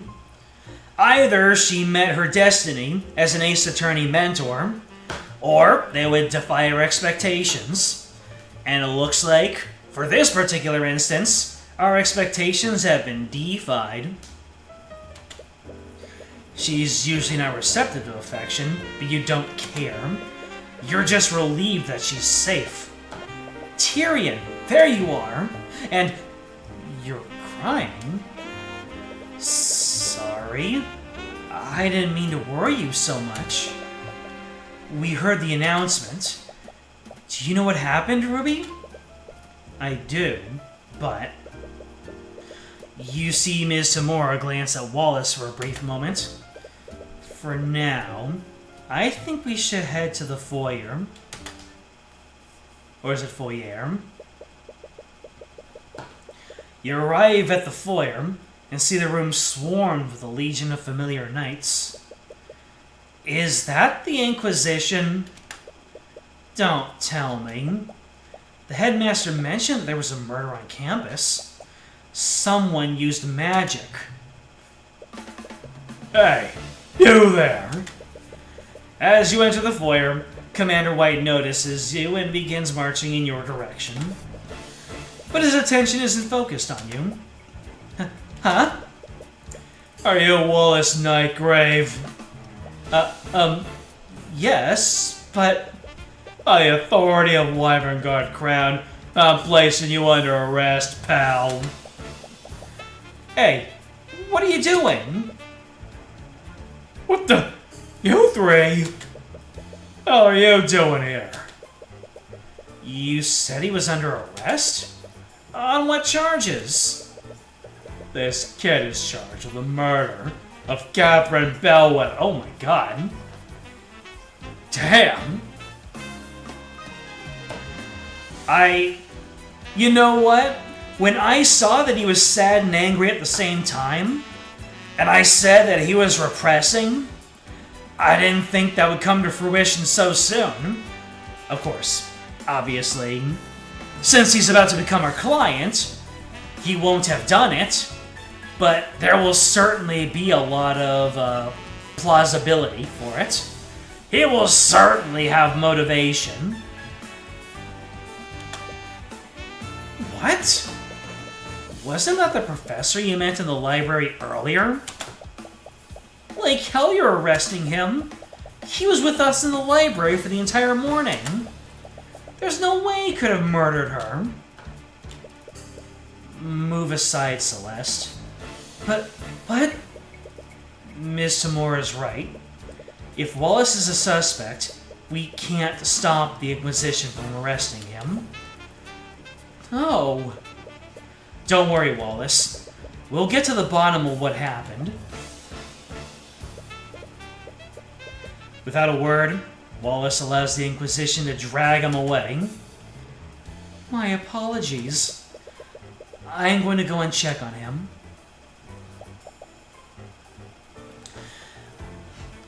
Alas, poor Catherine. We hardly knew ye. This is terrible. I still don't understand. Why would they suspect Wallace of all people? I'm not sure myself. Unlike most magical homicides, the school is filled with plenty of mages. There has to be a long list of suspects. Isn't there anything we can do? I'm gonna go investigate what happened. Cuthbert. Yes? He hasn't accepted you as his attorney yet. You don't even know if you'll be working this case. But I know that he's innocent. I just can't sit here and do nothing. Well, I clearly can't stop you. But please remember that being an attorney is your job. It's not charity work. Don't come crying to me if you run out of gold. Right. Anyways, I still have some business to take care of in the city. Will you two be okay handling this? Yes, we'll take care of this. Good. I'll leave everything to you then. Alright, let's go, Celeste. Right. Would you like to save the progress?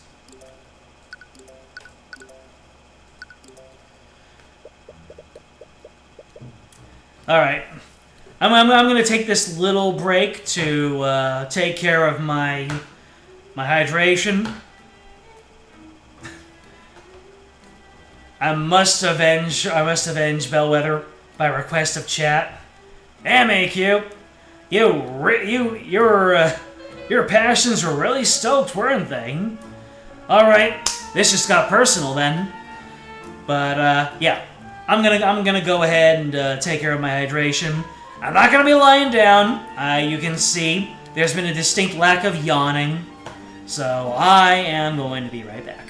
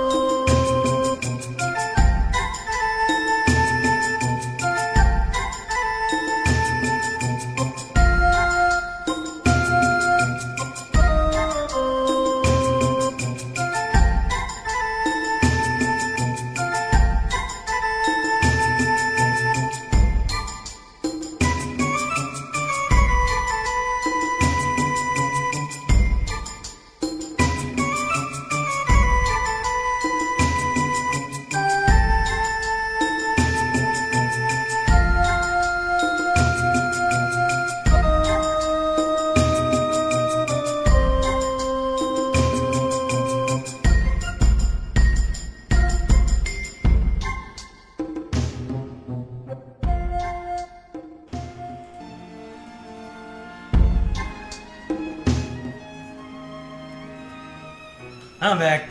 See? Not as long as last time.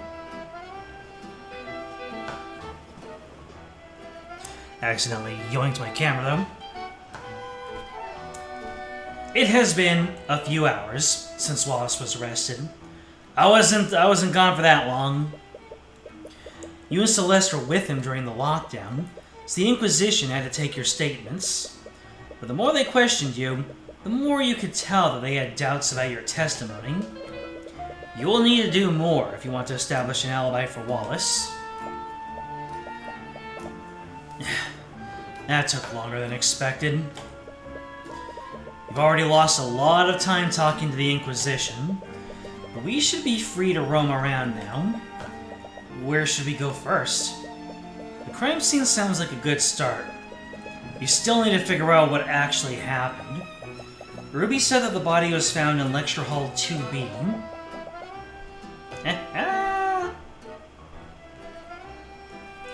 It's in the west wing of the school.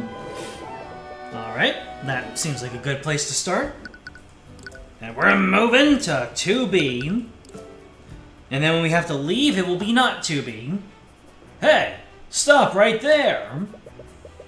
As you're ready to enter the classroom, you're stopped by one of the Inquisition Knights.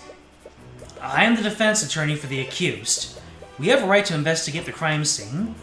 Yeah, what I've heard, the kid doesn't have an attorney yet. Right, you haven't been able to talk to Wallace about that yet. It's quite alright. Let them in. Lady Steelwind, do not call me that. While you work under me, you will address me as Prosecutor Steelwind. Yes, Prosecutor Steelwind. What's that smell? As you enter the classroom, you find yourself inhaling a sour and rancid odor. The stench is so overwhelming that your eyes begin to tear up. Don't worry, you'll eventually get used to the smell. What are you even doing here, Steelwind? I'm here to coordinate the investigation. You look around the crime scene. There isn't a single Inquisition Knight in the room. Isn't that the Inquisition's job? Due to circumstances, I've decided to handle this case personally. Well, since we've got you here, could we ask you some questions about what happened? Can I assume that you're planning to defend this case? That would make you my opponent. What do I have to gain from helping you? Right. However, I would be willing to answer your questions, but only if you answer some of mine as well. Oh. Okay. What could she possibly want to ask you? Ms. McCoy, it's my understanding that you were adopted. Would you happen to know who your birth parents are? Hey, isn't that too personal of a question? You agreed to answer my questions, didn't you? But I didn't think you meant... It's fine, Tyrion. I'm fine with answering if it helps Wallace. Doesn't seem like it's not a very nice thing to think about. I don't know who my birth parents are. I've never tried looking for them.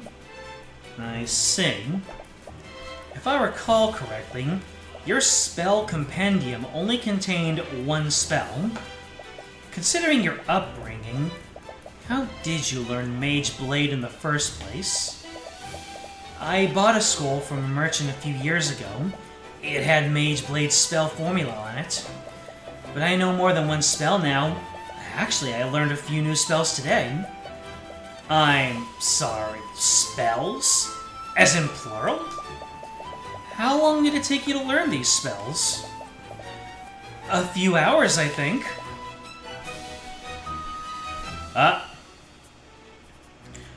Looks like Celeste is a goddamn prodigy. What was that just now? I see. Well, I think that's all I need to ask for now. Okay. She's sharing information about the investigation for that? Why is she so interested in Celeste all of a sudden? Everybody's interested in Celeste. I'm interested in Celeste. You're interested in Celeste. The only person not interested in Celeste is AQ, whose only thought is on revenge. Yeah, I can't take it anymore. That smell is driving me crazy. What is that? From what I understand, there was a bit of an accident a few days ago. It happened during one of the classes that the headmaster was teaching. He misread the instructions for an alchemy experiment, and as a result, he accidentally produced his rancid-smelling vapor. Wait a second. An alchemy experiment, I see. Vapor? It's not poisonous, is it? Of course not. I wouldn't be standing here if it were. It's just extremely unpleasant to the senses. The foul classroom smell. The headmaster performed an alchemy experiment incorrectly in lecture hall 2B. The resulting chemical reaction produced a rancid yet harmless vapor that still lingers in the room. Do you know what happened here, Steelwind? Well, it all began when the City Watch received a call from the Academy. Supposedly, there was an attack on campus grounds and the entire building was put in lockdown. The City Watch set up a perimeter around the building while they waited for the system to deactivate. What? Couldn't the Academy have let them in once the scene was secure? I'm not sure about the specifics, but supposedly the lockdown can't be shut down manually.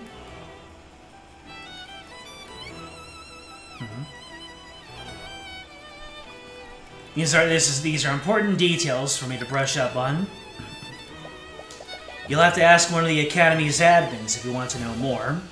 Anyways, if you two were also present during the lockdown, am I correct? Did either of you see anything suspicious? No, but we actually met the professor that morning. She was still alive then. I see. That does match with the accounts from our other witnesses. Do you have any idea where she went after she left the library? The headmaster gave his expression to be here. If you have an issue with that, take it up with him. Right. Soak it in. We're not going to see much more Bellwether after this. Or maybe we will. Who knows? So she was on her way to the headmaster's office. She said she was going to meet with the headmaster. He also mentioned that when I questioned him, she attended the meeting as planned. If the headmaster met with Bellwether, you'll probably want to speak with him next. She must have found her way into the classroom afterward. Would you happen to have a map of the Academy? I do. I have extra copies if you'd like one. What is it? There's only one direct path from the headmaster's office to this lecture hall. But I wonder if she took any detours. A map of the Imperial Academy displays the general area where Catherine Bellwether was seen that day.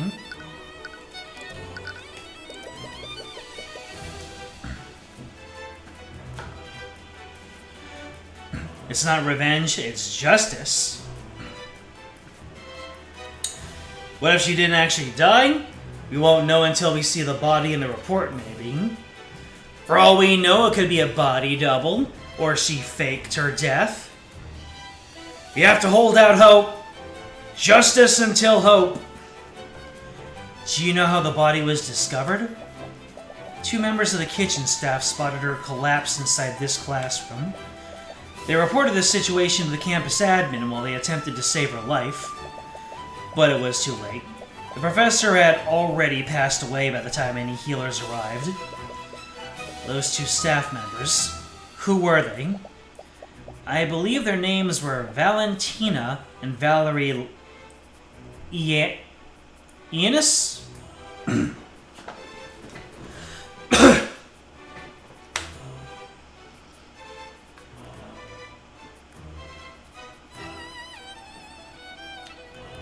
They're apparently sisters. Orem was the one who collected their statements. Did he notice anything off about their behavior? From what he said, they've had a few quirks, but nothing too suspicious. Quirks? He told me they were running and spinning around him during questioning. What does that mean? I have no idea. Perhaps they were still on edge after finding their co-worker murdered. You'll definitely want to speak with those staff members. The body was discovered in Lecture Hall 2B by Valentina and Valerie Iannis. 2 members of the kitchen staff, according to the commander own wipe, they were being hyperactive during questioning. We've already told the Inquisition this, but Wallace was with us the entire time. He couldn't have committed the murder. Yeah, he has a perfect alibi. Strong, maybe, but his alibi is far from perfect. Ms. McCoy herself told us that. There was a small time period when she wasn't with him. What? Right. It was when I came to check on you after you knocked over that shelf. I got a little lost on my way back to Wallace. But still, we only lost each other for a few minutes. That may be, but unless his alibi is airtight, the evidence in this room proves that it was him. Explain. It will be easier to explain once you examine it yourself. Alright, nothing more. Oh, Tyrion, I almost forgot. Since this is our first official case together, I wanted to show you something that I learned. Okay, what is it? Arcane. Voice acting jump scare. What was that? That is the incantation for the detect magic spell. Detect magic? Wait, does that mean... Yep, we can see magical traces while we're examining crime scenes now. Well, damn! Look at you getting that bag. Your bodyguard, Celeste, can now cast Detect Magic spell. While examining a location, press the Detect Magic button to make magical traces visible. If there are any magical traces at your location, you'll see a covered overlay. Well, let's see everything normally first. Window with a view. She'd stare outside all day if she could. She's not much of a student, though. She can't really sit still. How have you learned so many spells if you're so distractible? I don't know. I just learned the spell formula and cast stuff. I see. Is that not normal? I can't believe the professor's dead. We just saw her this morning. There's a chalk outline around where her body was. Appears that most of the blood came from her abdomen. Is that where the fatal wound was? There's a lot of blood in this puddle, but there's no trail leading to it. There aren't any magical traces anywhere else in the room. I doubt the murderer used magic to clean it. Does this mean that the murderer attacked her in this room? Maybe. It's hard to say for certain. There's a pool of blood where Catherine Bellwether's body was. The location implies that she bled from her abdominal area. It's a painting of some sort of musician. There's text below it. Dr. Nicholas Gosu, inventor of the Arcane engine. His work revolutionized trade and travel across seas. He was well known for not discriminating between the common folk and nobility, judging his assistants based purely on their merit. When he wasn't conducting research within the Imperial Academy, he was known to compose symphonies for the king in his free time. A man of many talents indeed. This is where the students sit. Can't imagine sitting in one place all day. Have you never attended school before? We had a proper school in Cornhaven. I mainly got my education from books that my parents bought from traveling merchants. What about you? I used to attend a public school in my hometown, but after Ms. Tamura adopted me, she handled my education personally. Wow. I have a feeling that Prosecutor Steelwind has had it pretty rough in terms of her education. To see on one hand someone mentored with such love, and on the other hand a complete prodigy. Oh, they have books here too. They appear to be textbooks about alchemy. Aw, lame. What's so lame about that? What were you expecting? What were you expecting? Picture books? Pedro and the Blue Knight? There's a trace of illusion magic next to the body. We believe that the suspect donned an illusionary guise immediately after murdering the victim. Using his disguise, he discreetly made his way back to the library unnoticed. Assuming Wallace isn't the murderer, the real killer must have used a similar disguise, which means that no one would have seen them leave this classroom. It'll be harder to find any witnesses that saw the perpetrator. And who else have we met that knows illusory magic? What? What's wrong? There's a trace of necromancy on the body. Necromancy? Isn't necromancy the type of magic that creates undead? She's not going to get up and walk away, right? Hey, Q. What are your thoughts? There's the possibility that she didn't die. There's also the possibility she can get reanimated. It just depends on what necromancy is capable of doing in this world. This is going to be a ratty top situation.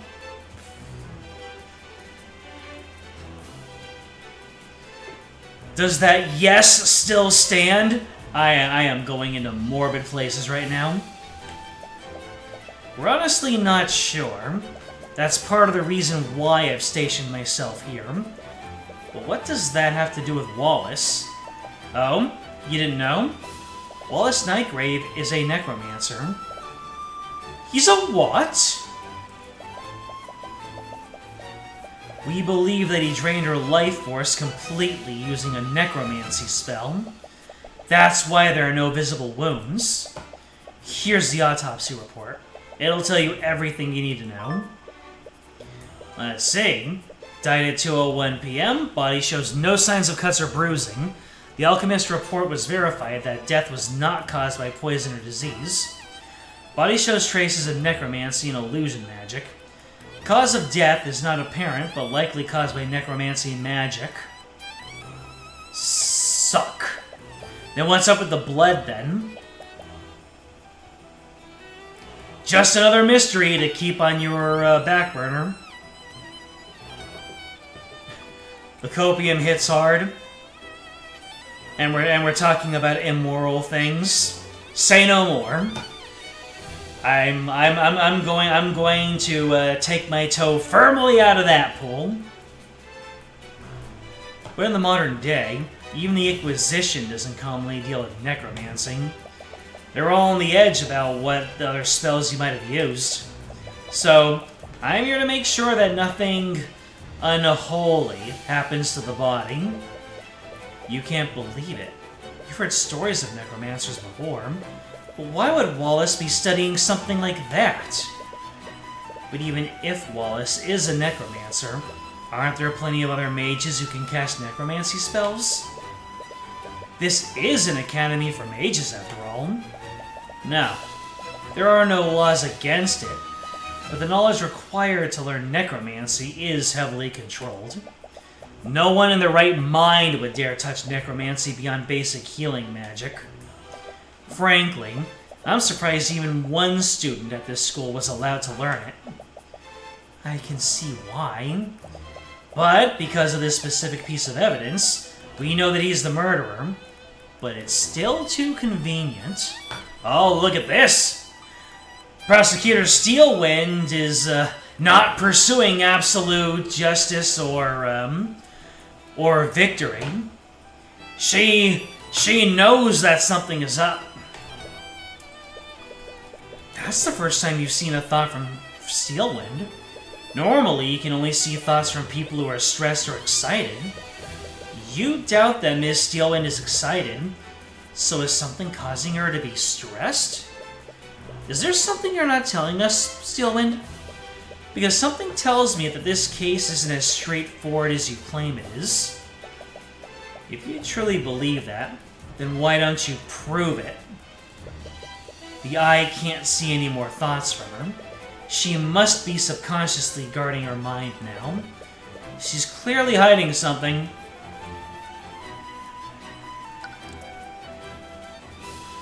Alright. Looks like we've seen everything that we can here. So I guess...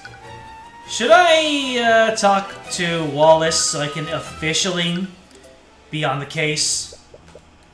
You look around the barracks dungeon cells, but you don't see Wallace anywhere. They're probably still questioning him. We should come back later. Alright. Let's see. We'll go to the headmaster's office to start tracing Celeste's path. You follow the map that Steelwind gave you, and you arrive at the headmaster's office. Oh, hello there. Wasn't expecting guests today. Sorry for coming unannounced. You must be... My name is Theodore Redmond. I'm the headmaster of Wyvern God Imperial Academy. Occupation? Headmaster.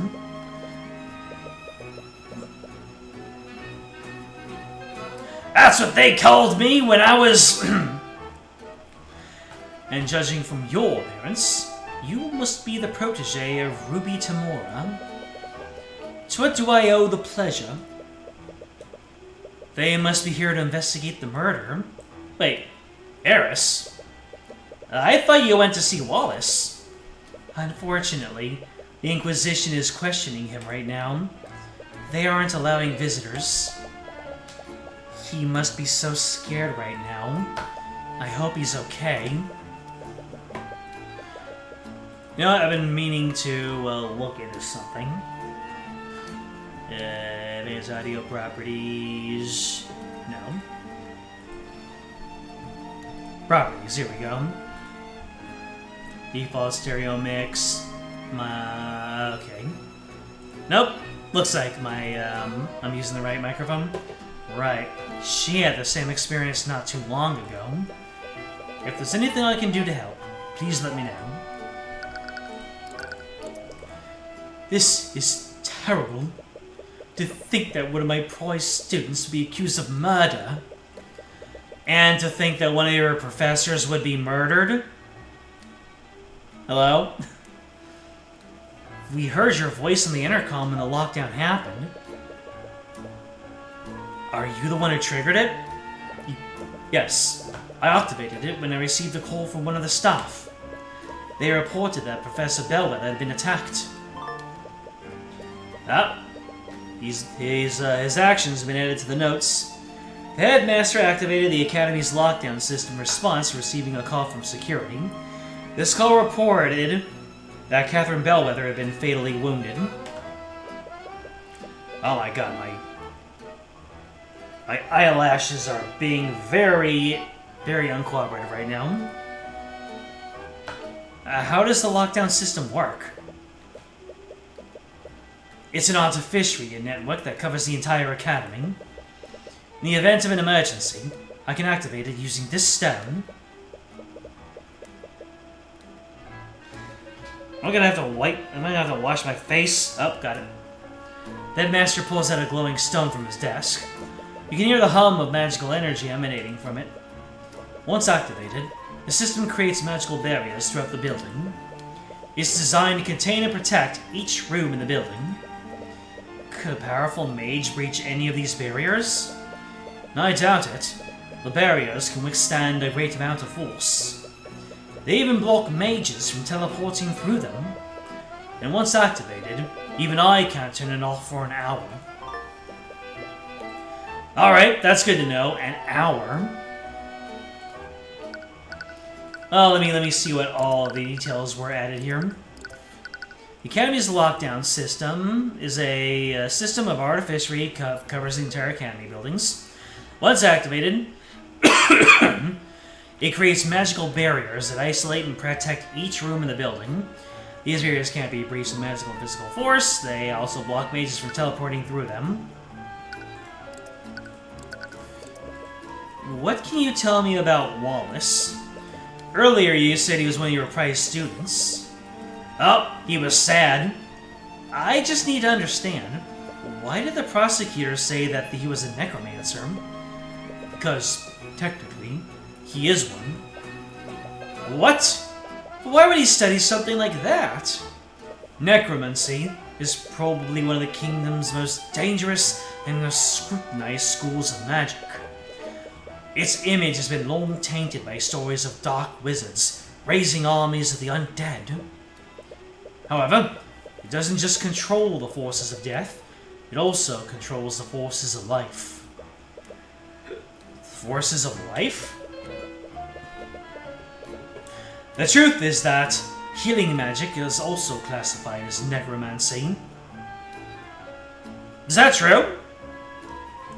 Have necromancy and healing magic been so intrinsically linked in folklore?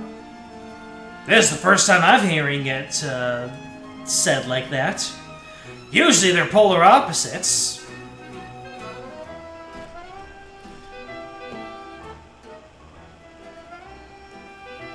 Like, you know, usually you have your white mages on one side and you have your necromancers on the other side. Most healers don't care to admit it because of the stigma it has. But that's why Wallace is studying it. He wants to become a doctor. But there are plenty of mages who know healing magic. Why is Wallace being singled out? For years, he's been studying necromancy beyond basic healing magic. He believes that high-level necromancy could revolutionize modern medicine. Unfortunately, many among the faculty don't see it that way. Wallace doesn't hail from a noble house. He's a mage that was born among the common folk. He's like me. Many of the faculty fear that he'll use his knowledge to raise armies of the undead, just like necromancers of old. The Imperial Academy isn't even permitted to teach it to students beyond basic healing magic. Then why did you allow him to study it? Well, after everything that has happened to him, I made an exception. Everything that's happened to him? Explain. I'm not at liberty to say more. You'll have to ask him if you wish to know more. Damn. If you plan on defending Wallace, you'll need a spell compendium, am I correct? Yes. Having a client's compendium is instrumental to acquitting them. You may find that a bit difficult. You see, after a certain incident, he destroyed his compendium. What? Why would he do that? Doesn't he need that to use magic? A spell compendium is a device mages use to keep track of what spells they can cast. It's really convenient for remembering the formulas and incantations of your spells, but it's not actually required to use magic. I thought of destroying mine a long time ago, but they're really expensive. Luckily, I have an unattuned spell compendium right here. I'd be more than happy to give it to you if it helps Wallace. Oh, thanks. Wallace just needs to maintain physical contact with it for 10 minutes. After that, the compendium will attune to his magic. Just make sure that you don't let another mage like Celeste hold it. Once it attunes to a mage, no one else can use it. An unattuned spell compendium. If a mage keeps this on their person for 10 minutes, it will attune to their magic and display what spells they can cast. Once it attunes to a person, it can't attune to anyone else. What? But that... Wonderful! What was he saying there? What was he about to say? I want to see. Wait. But how? Oh. Wait.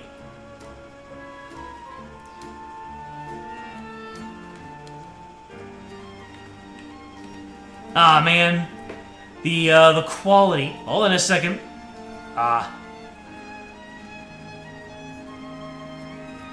But how did...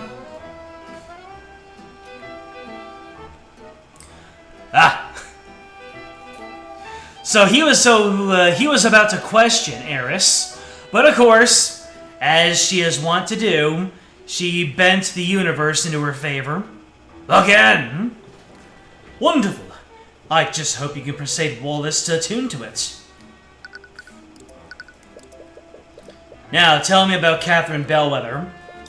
What are her measurements? Wow, that was a whole mess of emotions. She was rather unpleasant to work with. Can you think of any enemies she might have had? You might as well list everyone who attended this school. Eris, it's best to be blunt with these sort of things. As you saw this morning, she had a pretty abrasive attitude toward the students. So yeah, the headmaster was about to call out Eris. Apparently she wasn't supposed to have one of those compendiums. But then Eris snapped her fingers and said, nope. You're getting all the way off my back now.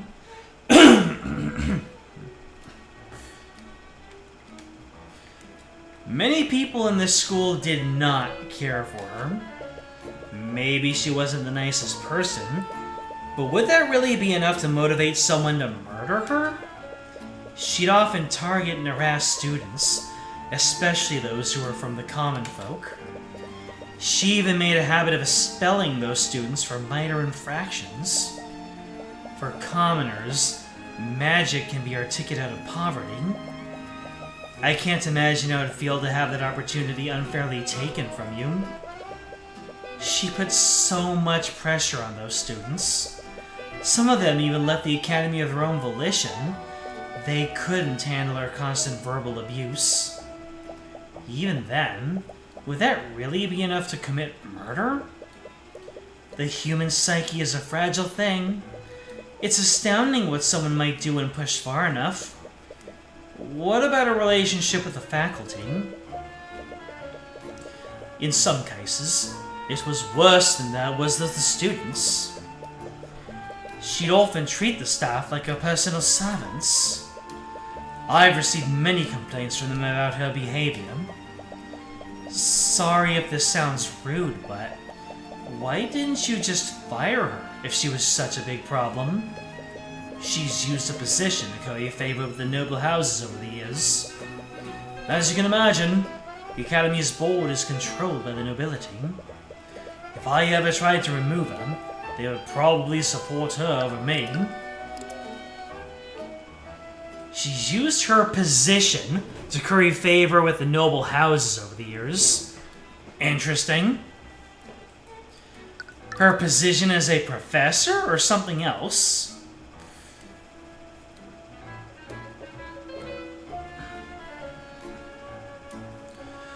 Ill can mean sick, but it can also mean bad, and mater is Latin for mother.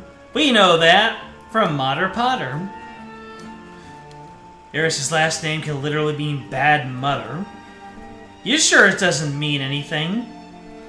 Oh boy, is Eris a, Is Eris somebody's mother? Is she Tyrion's mother? Is she Celeste's mother? Is she Ruby's mother? Is she the mother of the world? Is there some kind of mage who didn't like what Rathalion did and is now working to destabilize this new world? I'm just pitching ideas out here. I'm theory crafting. Game theory crafting. Celeste sounds horrible. Like really scummy. You like giving people the benefit of a doubt, though. I can respect it, AQ. Okay, she had a tense situation with just about everyone in the academy. She had a history of bullying students with the common folks, mistreating the academy staff. For years, she used her position to curry favor at the noble houses. Damn. I heard that you had a meeting scheduled with Professor Bellwether this morning. What time was this? And when did the meeting end? Our meeting was scheduled for noon. She arrived on time, and our meeting lasted until 1 p.m. Did anything seem off about her to you? No. She seemed to be her usual self. You detect a trace of fear, or is it nervousness? Either she traumatized him, or our good man is hiding something. If you don't mind me asking, what was the purpose of your meeting? We met to discuss routine administrative matters. Despite our personal disagreements, we knew how to stay civil when discussing professional affairs. But to be perfectly honest, I did feel like I was treading on eggshells when speaking with him. But you were her superior, weren't you? Didn't she respect your authority? We had many arguments about how I was managing the academy, and she was very vocal about her distaste for the common folk students. She was difficult, to say the least. Oh, we can examine things in this room. It's a painting of someone, a professor. Lucas Gilbert. Let's go. Goated name.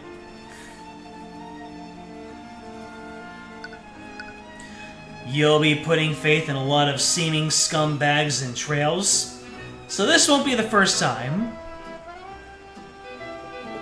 He was an instructor here many years ago, well beloved by the students, and that was despite him not being able to use magic. He studied it without being able to use it. Quite remarkable, but we lost him to illness very early in his life. Damn. A fireplace burning wood. It looks cozy. There's a window with a view of the garden. Headmaster has a nice view from here. Dang it! Everyone AQ loves turns to dust. It's a small table for guests. Is that wine? It's apple juice. Most of my guests are students, after all. It's a painting of a mage, but he doesn't quite look like a noble. That's Jason Steelwind. Steelwind? One of the chosen mages of the Scaled Lord. It's Arya's ancestor. Steelwind? As in, yes, he is the earliest recorded ancestor of House Steelwind. Legends say that the Scaled Lord bestowed his power upon him and his allies to create the first mages. Wow, it's hard to even tell he and Prosecutor belong to the same bloodline. As with all the noble houses, House Steelwind had quite humble beginnings. If only they'd remember where they came from. Is this going to be a Gregory Edgeworth situation?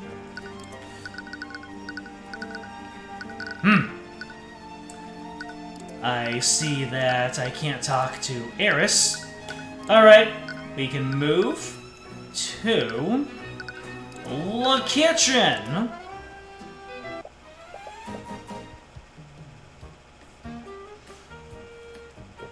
Hello? Is anyone here? Be right there. Sorry, but the cafeteria is closed right now. Oh, great. Am I locked into a French chef accent for her? Actually, we're here to investigate the murder. We heard that 2 members of the kitchen staff discovered the body. Oh, that would be me. I am Valentina Ienas. She's a kitchen staff. She looks bubbly. How about the other person? Do you know where they are right now? Oh, that would be my sister, Valerie. But I think she's somewhere else on this campus right now. if you're those knights, you've already told them everything we know. Actually, we're investigating separately from them. I wanted to ask you some questions about what you saw. Sure. I'm gonna have to remember those details again. Alright, we might be able to learn something that the Inquisitors didn't see. To start, Can you tell us how you and your sister discovered the body? Right. My sister and I were walking in the hallway from the kitchen to the west exit. what accent am I even doing right now? We spotted the professor in a nearby classroom. She was lying on the floor and bleeding. Well, she's sad about it, she's angry about it, and she's worried about it. The trifecta. Is there ever going to be a case where all four of them are going to light up? That'd be a mind screw.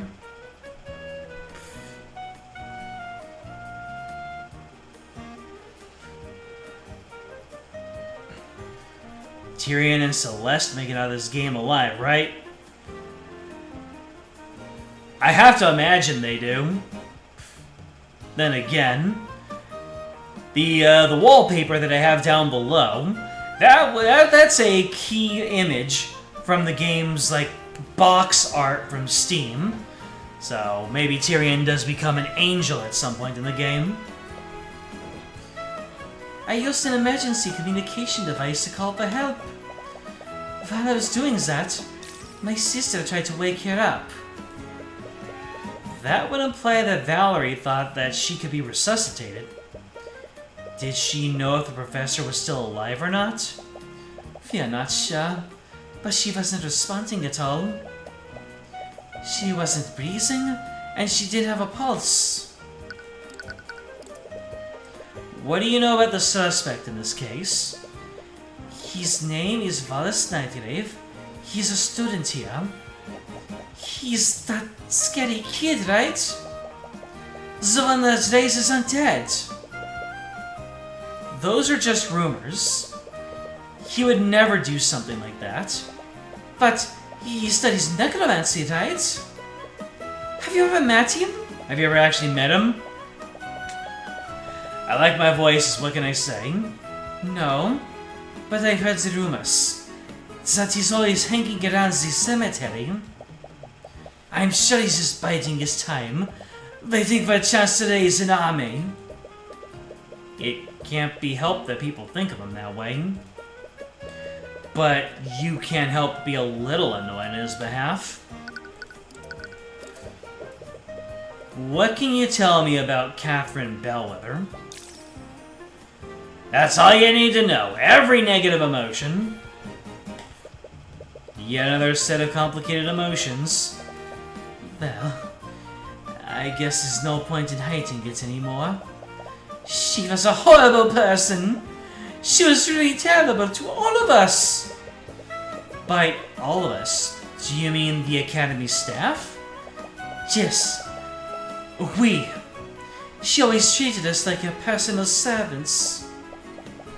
Sometimes, she'd make messes on purpose, just so she could order us to clean it up.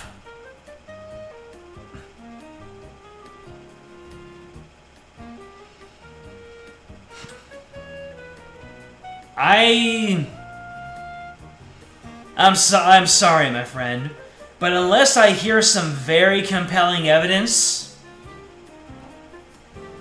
there's just no coming back from that. Bullying students is one thing. She might be trying to toughen them up. Bullying the teachers and the headmaster is another thing. She might be trying to run a tight ship. But bullying kitchen staff? Creating messes just to watch people clean them up? She is all the way in the doghouse for me. Maybe later on we'll see more about her backstory that could explain her actions. but I'm sorry. Bellwether has lost all sympathy from me.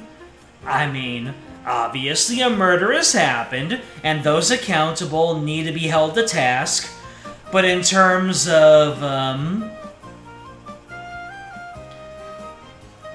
her fan club, I'm not in it.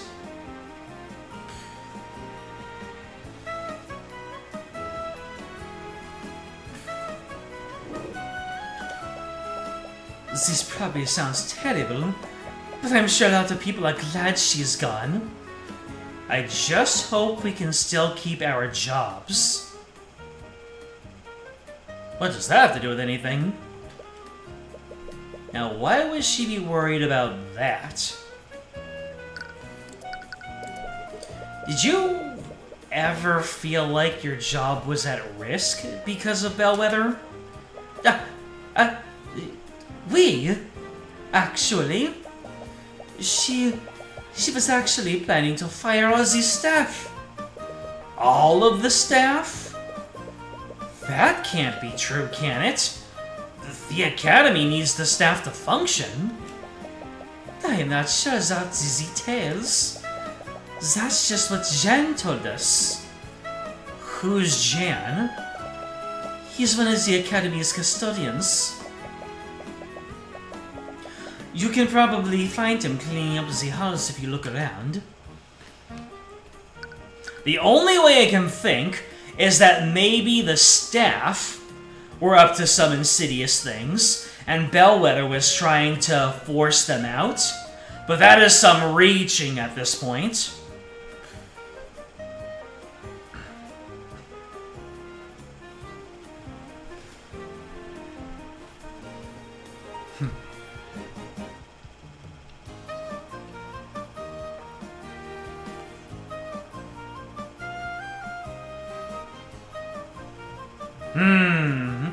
I can see that there is a divide in our receptions to this character that is very much drawn by different circumstances. So, once again, I can respect the hustle. We can agree to disagree, and it's we all different strokes for different folks. That's the term we use. Celeste, this room was close to this crime scene. Could you cast Detect Magic and scan for magical traces? Sure. Did he just say scan for magical traces? I'll just get out of your face then. Uh-oh. Do you have magical traces on you, my friend? She just bolted out of the room. What was that about? Arcane. I guess there's nothing in here. But there were traces of magic on her. You can mark those words. You have a good night, Matthew. They must serve the students' meal on these plates. A shame they have to close the kitchen due to the investigation. A large stack of produce in the corner, and there's some wine for the professors. Cooking pots. A rack of cooking implements hanging from the wall. Valentina must have had traces of magic on her. But is it related to the murder, or is it related to some other crime?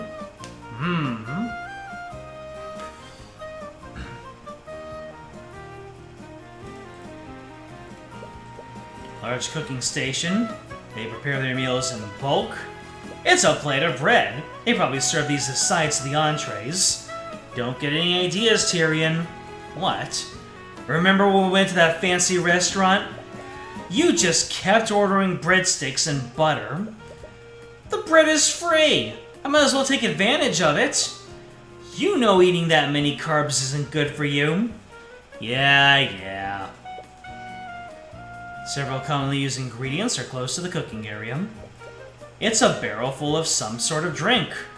I wonder. It's probably not lotus juice, Celeste.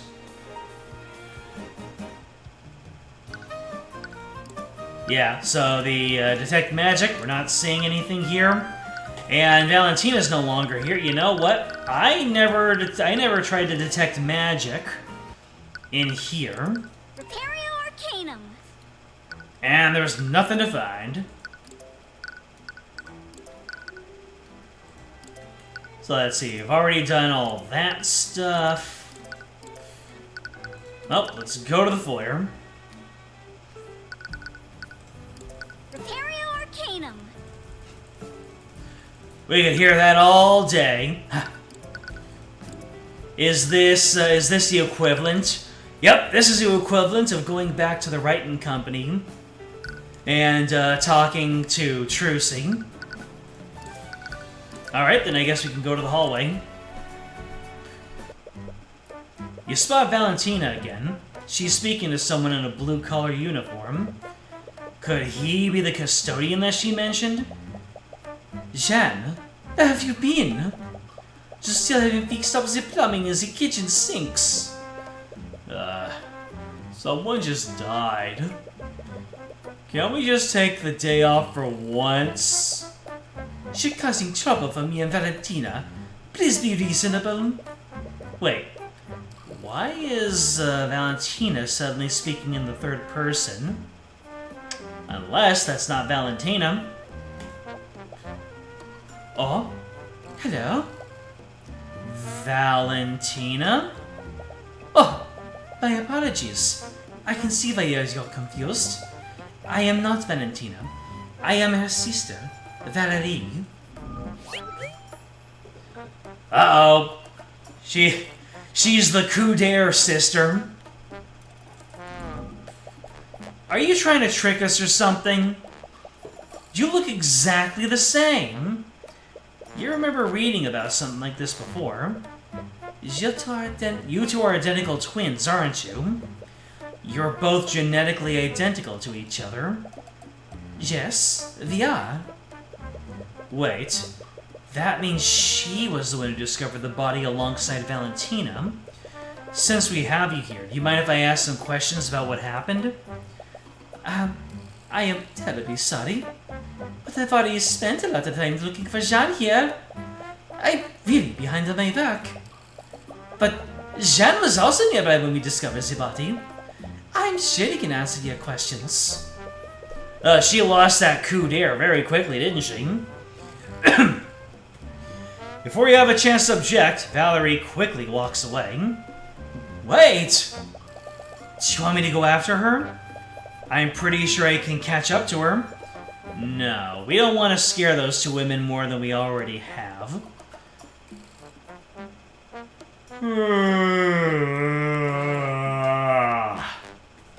Half me voice acting, half me actually yawning. Anyways, Valeria said that Jeanne was around when the murder happened. Maybe he saw something.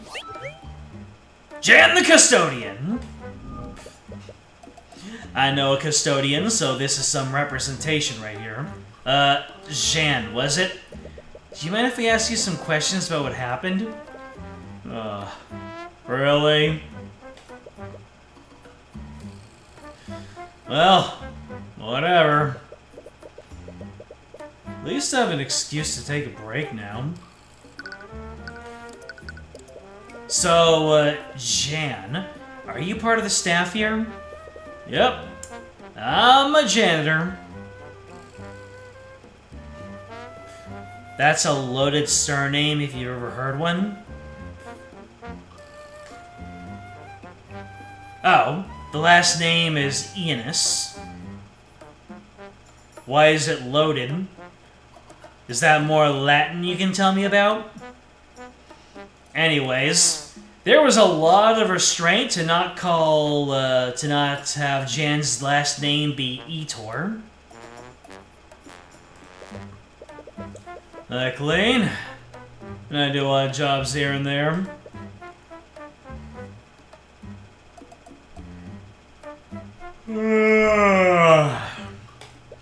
Wow, I'm really working my usual eepies into this character acting, aren't I? Well, apparently that's all he has to say about that. Valerie mentioned you were close to the lecture hall 2B before they found Bellwether. What were you doing when the twins discovered the body? I was cleaning the halls.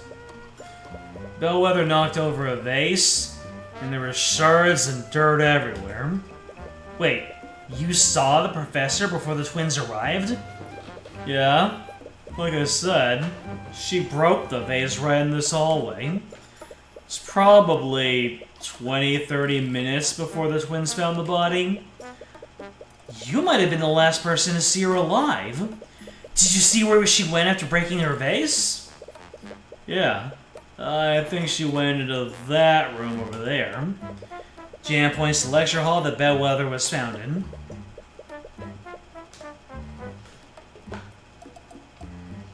Aeneas is the Roman god of beginnings, change, and endings. He's known for having 2 faces.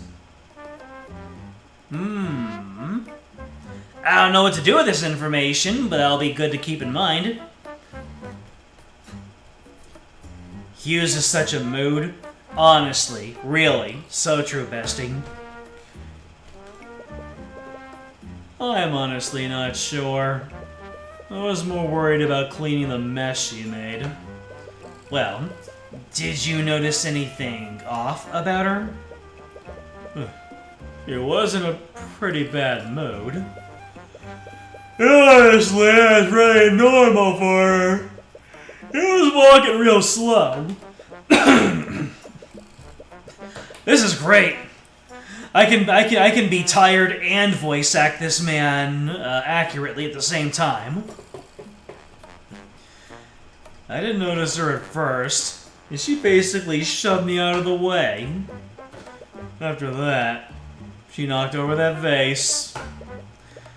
I didn't even say anything about that, but she still yelled at me to be quiet. You see where she went after that? Not really. The only thing in that direction is Lecture Hall 2B. Can't imagine her going anywhere else. Anywhere else, you say?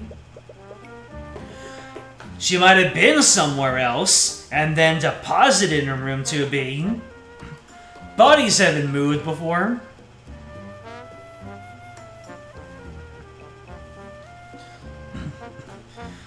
"30 minutes before the Aeneas twins found the body, Bellwether walked past Jan in the West Wing hallway. He was in her path, so she shoved him out of the way. After that, she knocked over a vase and shattered it. Even though Jan didn't say anything to her, she yelled at him to be quiet after this interaction. She walked into Lecture Hall 2B. Wonder what traces of magic I can find here.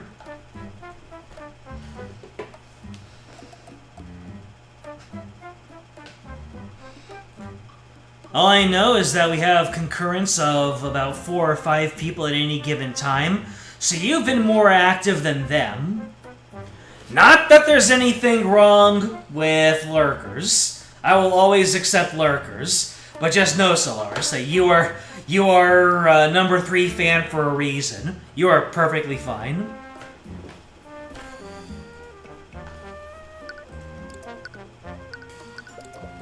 What can you tell me about Catherine Bellwether? I've heard she's had a pretty bad relationship with the staff. She had a bad relationship with about everyone. Students, the other teachers. I think if any people actually did get along with her. I'm sure you had your own share of bad experiences with her. Yeah, she'd always yell at me when I was taking too long to get a job done. I hate to say it, but things are a lot more peaceful around her without her. That's blunt, to say the least.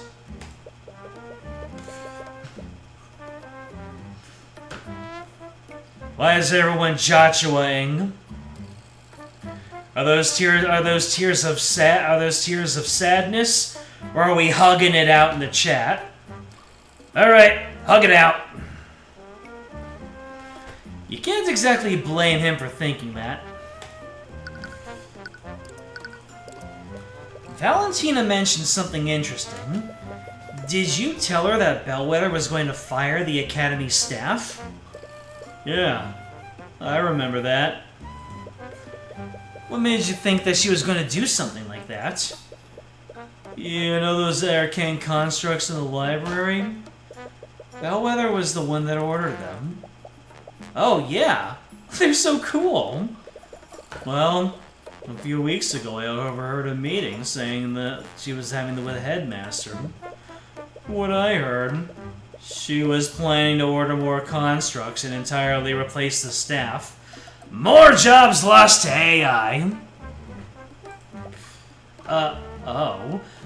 And that's why they all had her voice. She was personally programming every single one of them to replace the staff. Thickening. Well, I'm sure the headmaster rejected her proposal. I don't know. From the way she was talking, sounded like he didn't have a say in the matter. But only the headmaster would have the authority to fire the staff. Why would she be that confident? Oh no. All I know is that she hated having common folk in the schools, even among the staff. He was really miffed that she was hiring common folk from the community center. So now we have a clue about Bellwether's plan. She told the headmaster she was planning to fire off all the academy staff and replace them with arcane constructs. The plan was overheard by Jan Hughes a few weeks ago. Alright. Wow, nothing to find over here, except for a couple of doors. Lecture Hall 2B, that's where the body was found. 2D? 2D or not 2D? 2F? Can we get some 2Fs in the chat? This door leads in some kind of storage closet. Nothing of note is inside. The entrance to Lecture Hall 2H. Detect magic, baby! Arcanum. Nothing. I was thinking maybe there would be some traces of illusory magic.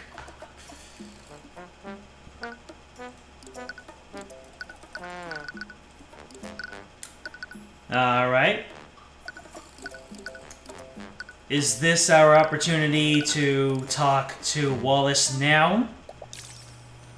Here it is. His life is over, it would seem. Wallace. Who are you? What do you want?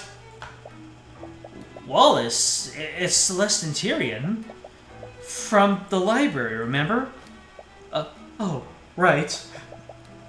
How are you doing? Apparently not well. Please tell me you're going to get me out of here. I keep telling them that I didn't do it. But they still won't let me go. I'm sorry, Wallace, but they found traces of necromancy magic on the body.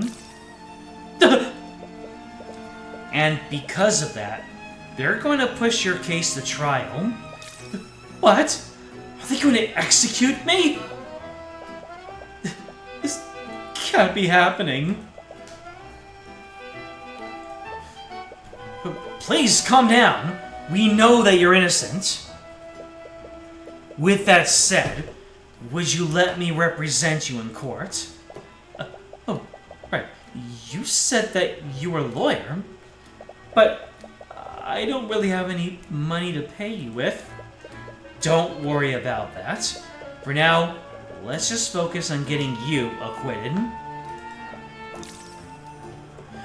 Do they seriously want to help me? No. They want something from me, but... well, I guess it doesn't matter anyway. It's not like I have anything else to lose. That's not the reaction you were expecting. But at least he's cooperating. I don't understand. I was with you in the library the entire time. Why do they still think I'm the murderer? It makes no sense. Unless... You told the Inquisition, right? Did you tell them I'm innocent? Did they frame me? We did, but as we said before, there are traces of necromancy on the body. And with the state of the body, they believe that she was murdered with a necromancy spell. Oh! Apparently, that makes you their prime suspect. I see. Wallace, we heard about the type of magic that you're studying. Don't worry. The headmaster explained it to us already. You just want to use necromancy to become a doctor, right? I understand that you have reservations about talking about your magic, but in order to build a case for you, I need your spell compendium. I don't have one. I know. Eris already told us about that. That's why she gave us a blank one for you to attune to. Do I have to? It's your life on the line, and we need all the information we can get to help you.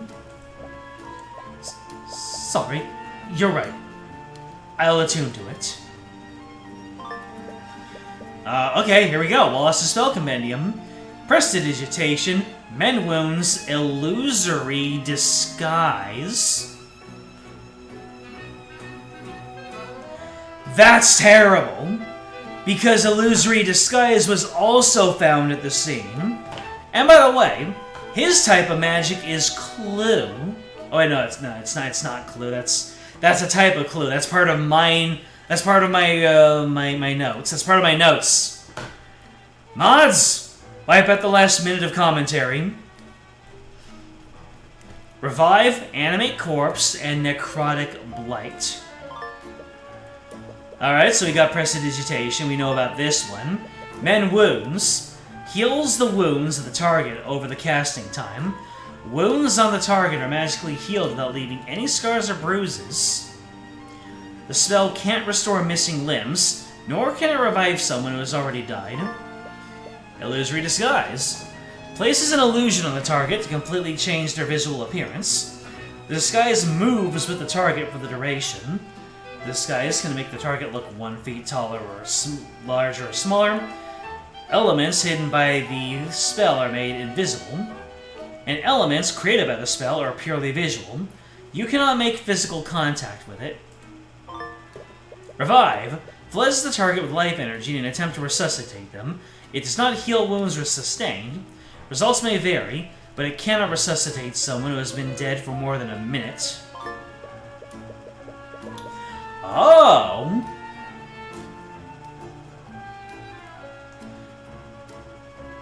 Oh! What if Bellwether was killed, dumped into 2B, away from the from the actual murder scene? Like, someone killed her in a different location, moved her there, and then Wallace discovered her, and then went in to try to reanimate her, or resuscitate her. And then when that failed, he fled the scene. So the reason there's necromancy on her isn't because necromancy was the murder weapon. It was because someone tried to resuscitate her using necromancy. That would blow this case wide open and grant us a whole bunch of other opportunities. After all, I asked this at the beginning of the case, why is there blood? If she was killed with necromancy, and there were no traces of like wounds or a struggle on her, why was there blood? I'm cooking. Animate Corpse. Reanimates the target using life energy, creating an undead minion for the duration. The minion follows the caster's orders, but its intelligence is limited, and it cannot speak.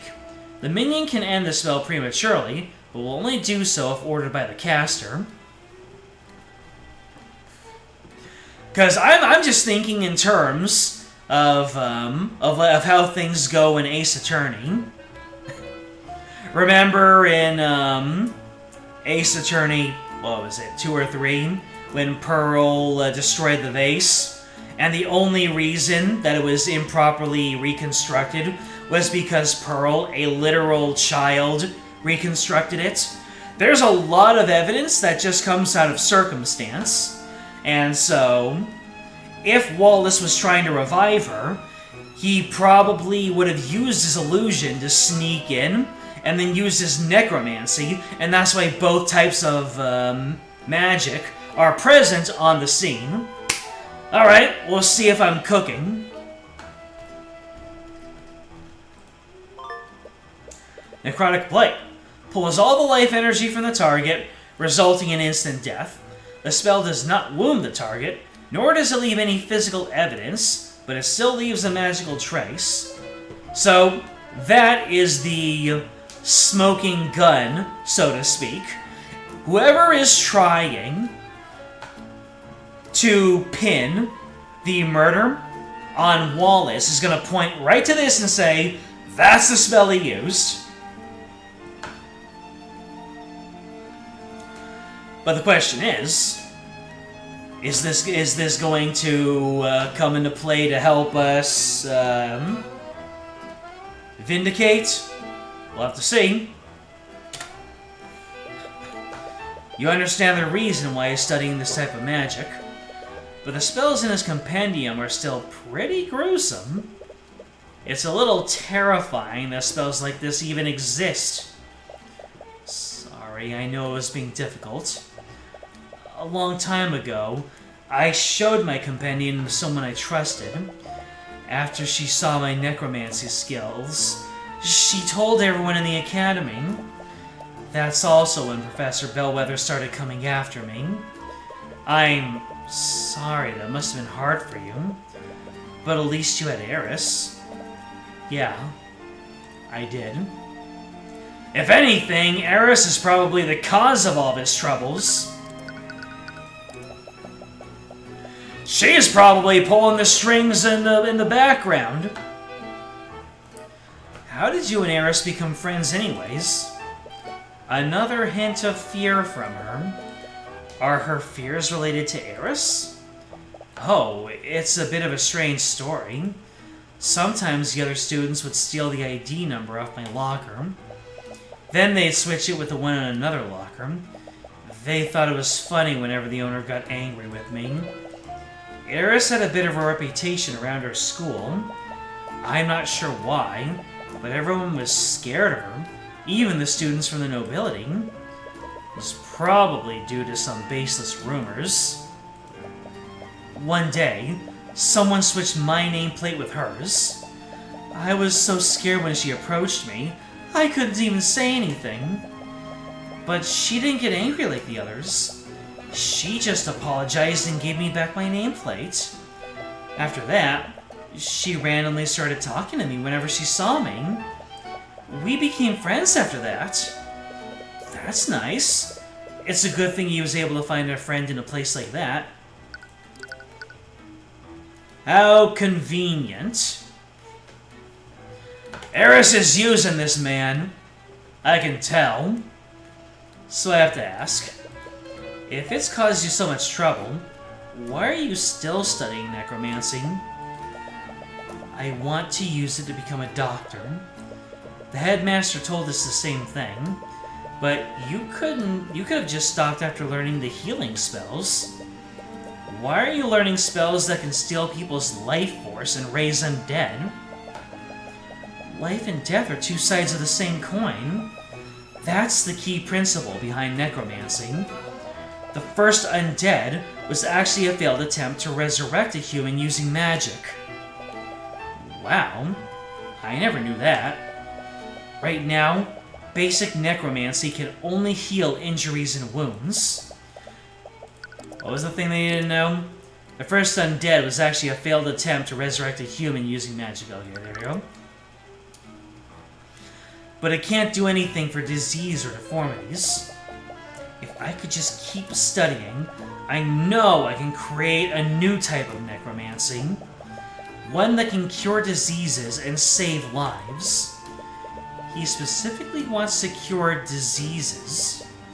Did something happen to him motivate him that much? Well, that probably has something to do with the teaser at the beginning, where someone was suffering or already dead, and it was someone that Wallace knew. I think I can already guess the answer to this question, but how was your relationship with Catherine Bellwether? It's exactly what you'd expect. Full of sadness and anger. After word got out about what I was studying, Professor Bellwether would always target me. She'd start yelling at me for the smallest mistakes. She'd do that to some of her other students too, and she'd focus on the ones that were poor, like me. That's terrible. I'd wake up each day dreading the possibility that she'd notice me in the hallways. I knew how to avoid her and stay out of her way, but sometimes she'd just come looking for me. I can't believe that after everything she did, she's just gone.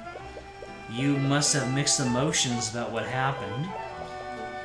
I honestly don't know how I feel about it.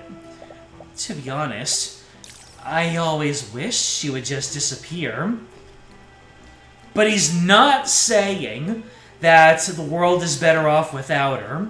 If anything, Wallace might have not actually wished her any ill, and he might feel guilty about the fact that he wished she would just disappear. Because people can have complex emotions. Wallace just might be built that differently, where, you know, he was targeted by her, but he just couldn't bring himself to wish her to die, but, you know, to wish that someone who's giving you a hard time would disappear, to have that thought in the back of your head, but never to actually act upon it, it's just being human, you know? Which would then feed into Wallace saw someone bleeding out. His inclination, regardless of who it is, was to try and save her. That is, if that's what ends up being the case. I'm building my story. Now that it's finally happened, I just feel even more afraid. Feels like she's gonna come back from the grave to haunt me. Even with Bellwether gone, his trauma will still probably linger. I think I'm starting to put things together now. Have you figured something out? Yeah. I just need some time to think through everything. The prosecution wants to implicate Wallace despite his alibi.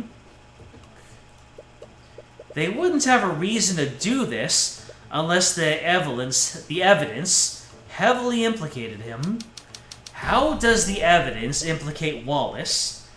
We have learned that Wallace is a necromancer, and he's the only person at the Academy that is capable of high-level necromancy. Let me see here. How does the evidence implicate Wallace?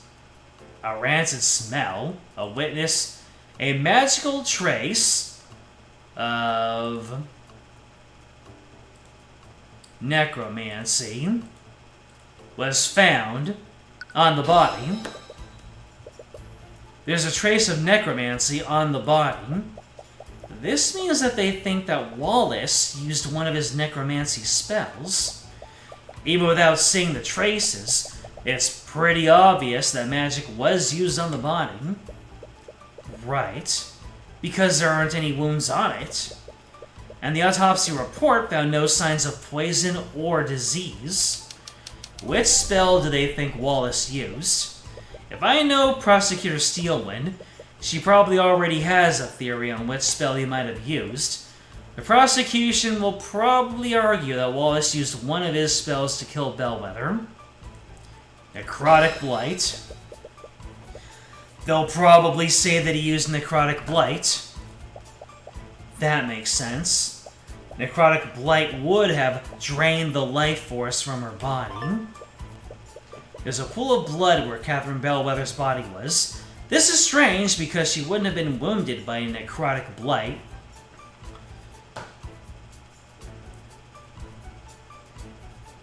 So she could have been wounded, and then Wallace tried to heal her, and the healing would have sealed up her wounds, but the blood, you know, healing her wounds wouldn't have put the blood back in.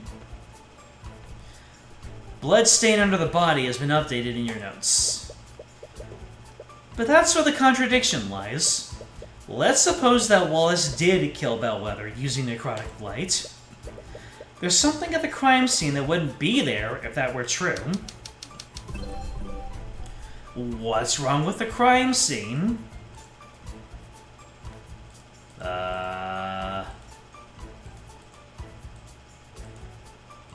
Lecture hall, 2B's floor. Was covered in blood. No. Still would probably argue that Wallace used Necrotic Blight. That really did happen. There's something that on the body that shouldn't be there. Oh! Bellwether's body was found. Wait. What's wrong with the crime scene? Let me figure this out. Steele would probably argue that Wallace. But if that really did happen, there's something on the body that shouldn't be there. Something on the body that shouldn't be there. Body shows no signs of cuts or bruising. The alchemist report has verified that the death was not caused by poison or disease. Body shows traces of necromancy and illusion magic. Cause of death is not apparent, but it's very... okay.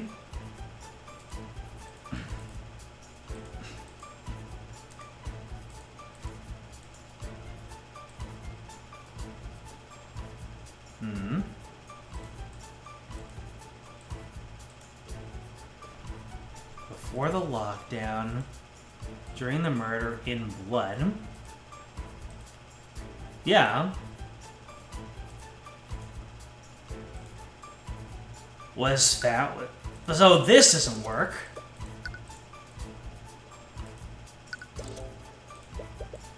If it really did happen, there's something on the body that shouldn't be there. What's on the body that shouldn't be there? Died at 2:01 p.m. Body showed no signs of cuts or bruising.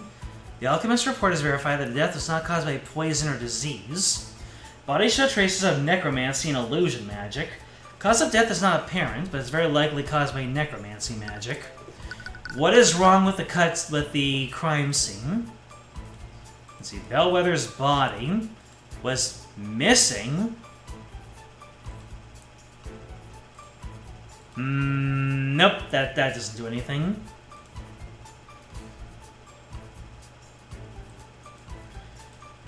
Bellwether's body was covered in blood? No.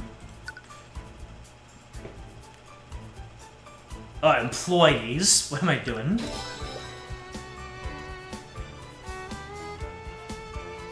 Okay, so I was caught up in semantics. Necrotic Blight is a spell that doesn't inflict any visible wounds. There shouldn't have been any blood on the body. But then what really happened? That's the last piece. If I had to guess, the information we need is being hidden by one of the witnesses who discovered the body. Valentina. She's definitely hiding something. Did you notice how she reacted when I asked you to scan the room? Yeah, she ran away. She didn't even try to be subtle about it. With the way she reacted, I think she may have been trying to hide herself from your detect magic. Which can only mean that there's a magical trace on her. I wonder what she's trying to hide. Only one way to find out. Next time you see her, could you subtly cast detect magic and scan her? Alright. It's been a while since we talked to her. Valerie also mentioned that they still had work to do today. She might be back in the Academy's kitchen by now. Repair You know, you have to try. Alright, back to the kitchen. Zoster finally gone. I can finally get some cleaning done. Okay, there she is. Use detect magic to scan her from here. Right. Just don't shout the incantation like you always do. I know that. Alright, here goes. Repario Arcanum. What the? What is it? There's a trace of magic on her. I knew it. Which school of magic is it? It's necromancy. There's a trace of necromancy on her. What? Valentina has a magical trace of necromancy on her. Someone cast a necromancy spell on her within the last 48 hours. What do we do now? You're still not sure how this fits in with everything. For now, let's talk to her and see if we can get more information out of her. If all else fails, we can confront her with the evidence we have. You sealed to again? You're back? Okay, just relax. All I have to do is repeat what I told him last time.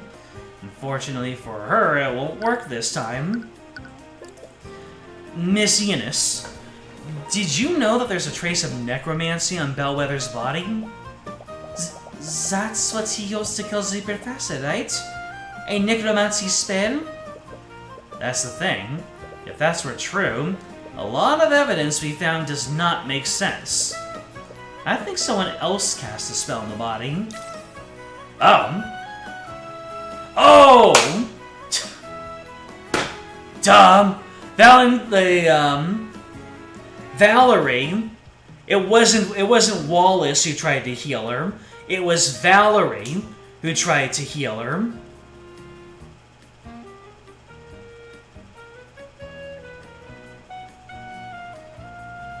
Here's one possibility. Valentina and Valerie. Actually,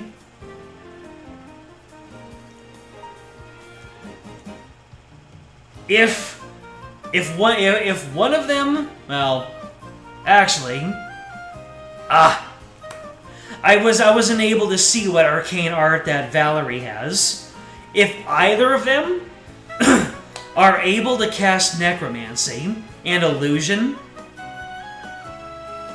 then if Valerie is able to cast illusion, to cast necromancy, she could have been the one to heal up the wounds on Bellwether, and it wasn't an attempt to save her. It was a like.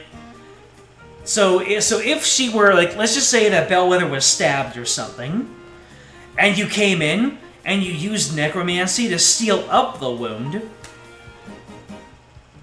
that could be a way to frame somebody. So the murderer stabs Bellwether. Bellwether falls over, bleeds out, and then you heal the stab wound. But the shock from it, if Bellwether is still bleeding out and she's certain to die, you just cover up the evidence by healing her up. I mean, I don't know the who or what specifically, but more possibilities are coming to light for me. Is it possible that you saw someone use magic on Bellwether? None! Definitely none! Calm down. There's no way they know. Her thoughts are an open book now. If you beat her in an argument, her thoughts might show you what she's hiding. Oh! I didn't even know she had a psychological profile to fill up. Alright, let's get arguing.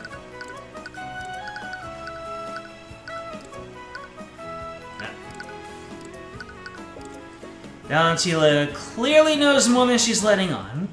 She found the body alongside her sister and reacted strangely when you mentioned someone may have used magic on the body. Hold on a second.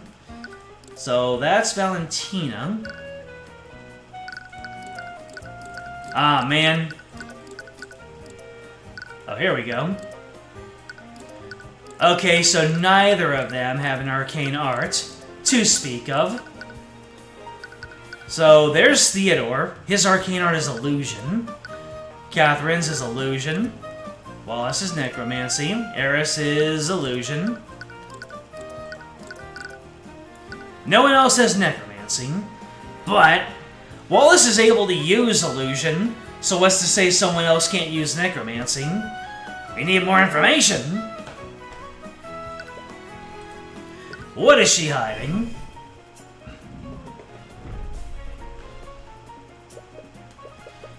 Ms. Zenas, from the very beginning, I felt like you've been hiding something from us.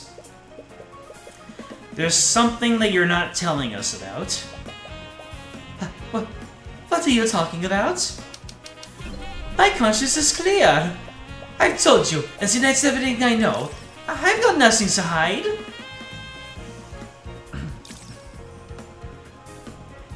I need to stay calm. Valentina is more concerned with protecting herself than doing the right thing. She will continue to hide her secrets unless she thinks that doing so is dangerous for her. She sees Wallace as a villainous necromancer and will not feel pity for him. Let's see. Use this against claims that contradict piece of evidence. Use this against claims that contradicts thoughts seen through the eye. Use this against claims that contradict the displayed emotion. Ms. Zenas, it's clear to anyone how nervous you are. I can practically see the fear you're emanating right now.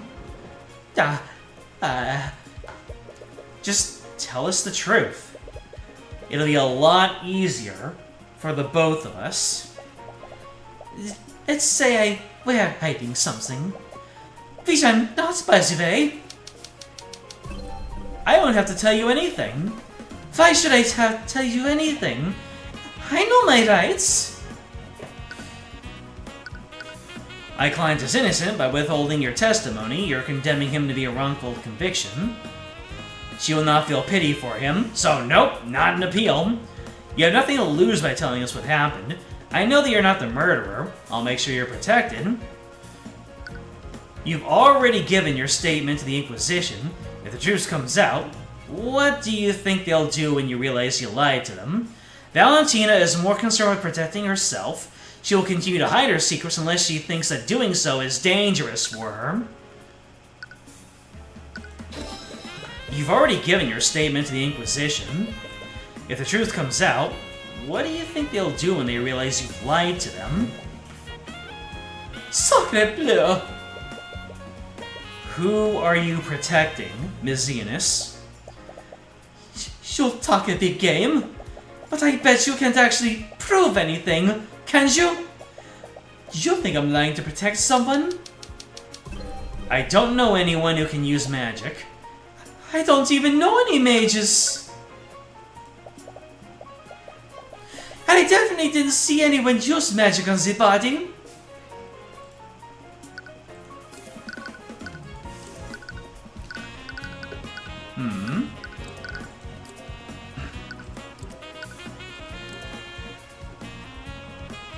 Is it your sister?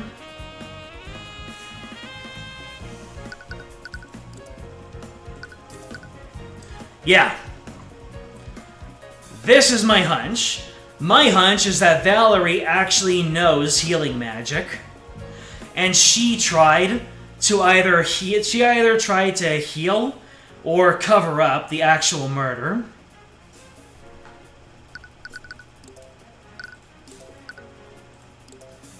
It's a working theory. Valentina is more concerned with protecting herself than doing the right thing. She will continue to hide her secrets unless she thinks that doing so is dangerous for her. She sees Wallace as villainous, necromancer, and will not feel pity for him. Although, Valentina has a magical trace of necromancy on her. Someone cast a necromancy spell on her within the last 48 hours. You can't hide the truth from us, Miss Eunice. What? You said that you've never seen a necromancy spell before. If that were true, then why is there a trace of necromancy on you? Wait. What? There's a trace of necromancy on me. Argument 1. What? Did she not know about the spell that was cast on her? No. That doesn't make any sense. If she didn't know about the trace, she wouldn't have avoided Celeste back then. There must be an explanation for this. You've successfully argued against Valentina Enos. This is crazy. Why is this trace of necromancy on me? Am I going to die? Am I going to become a zombie?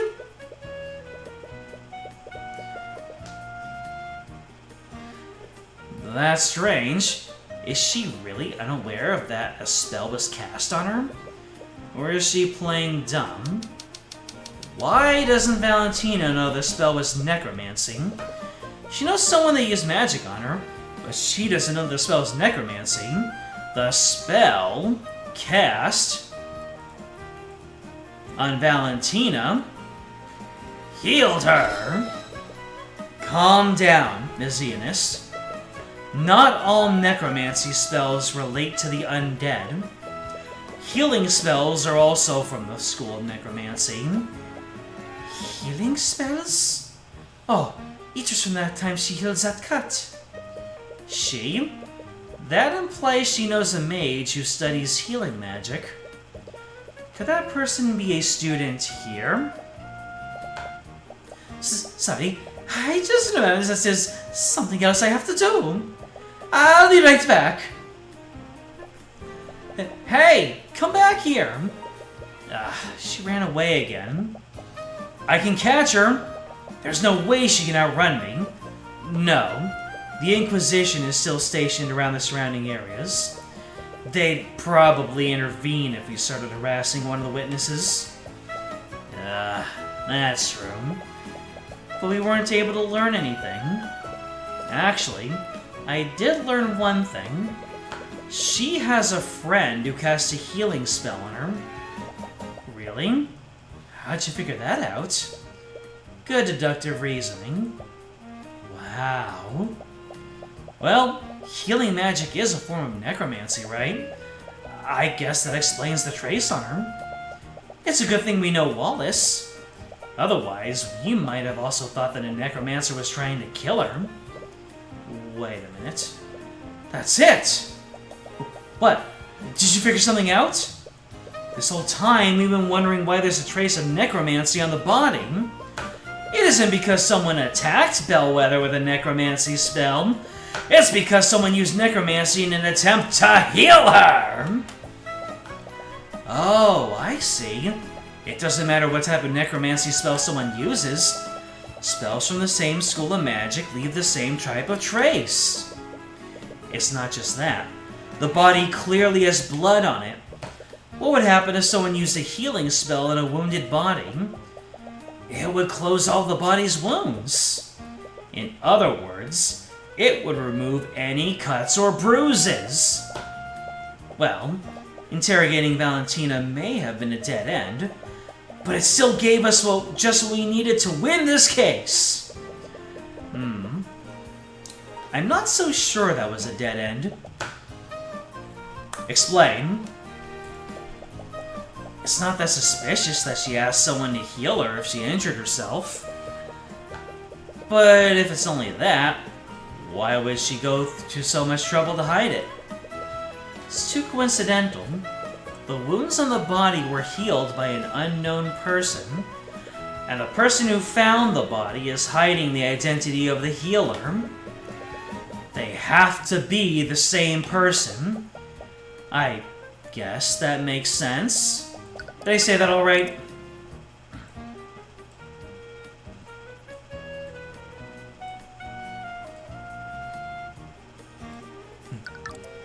So, what do we do now? Valentina is definitely onto us. I doubt we'll get a third chance to speak with her. Hopefully, what we have now is enough to acquit Wallace. You've done everything you can. Use what you've learned to poke holes in the prosecution's case.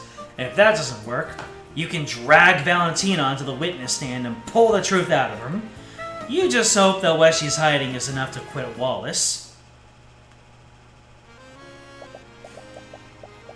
Oh, hello. New face. A spoiled noble. Do I do it? Do I pull out the voice? I demand to know why you're holding on to my rapier. It's a precious family heirloom, and I want it back. It's evidence in the current case. Evidence? The professor was killed with necromancy. Was she, though? Why are you asking me? You're the one who's investigating this.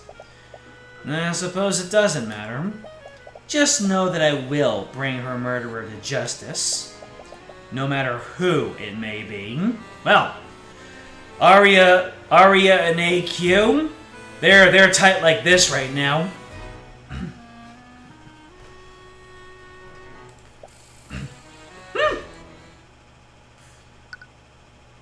Oh.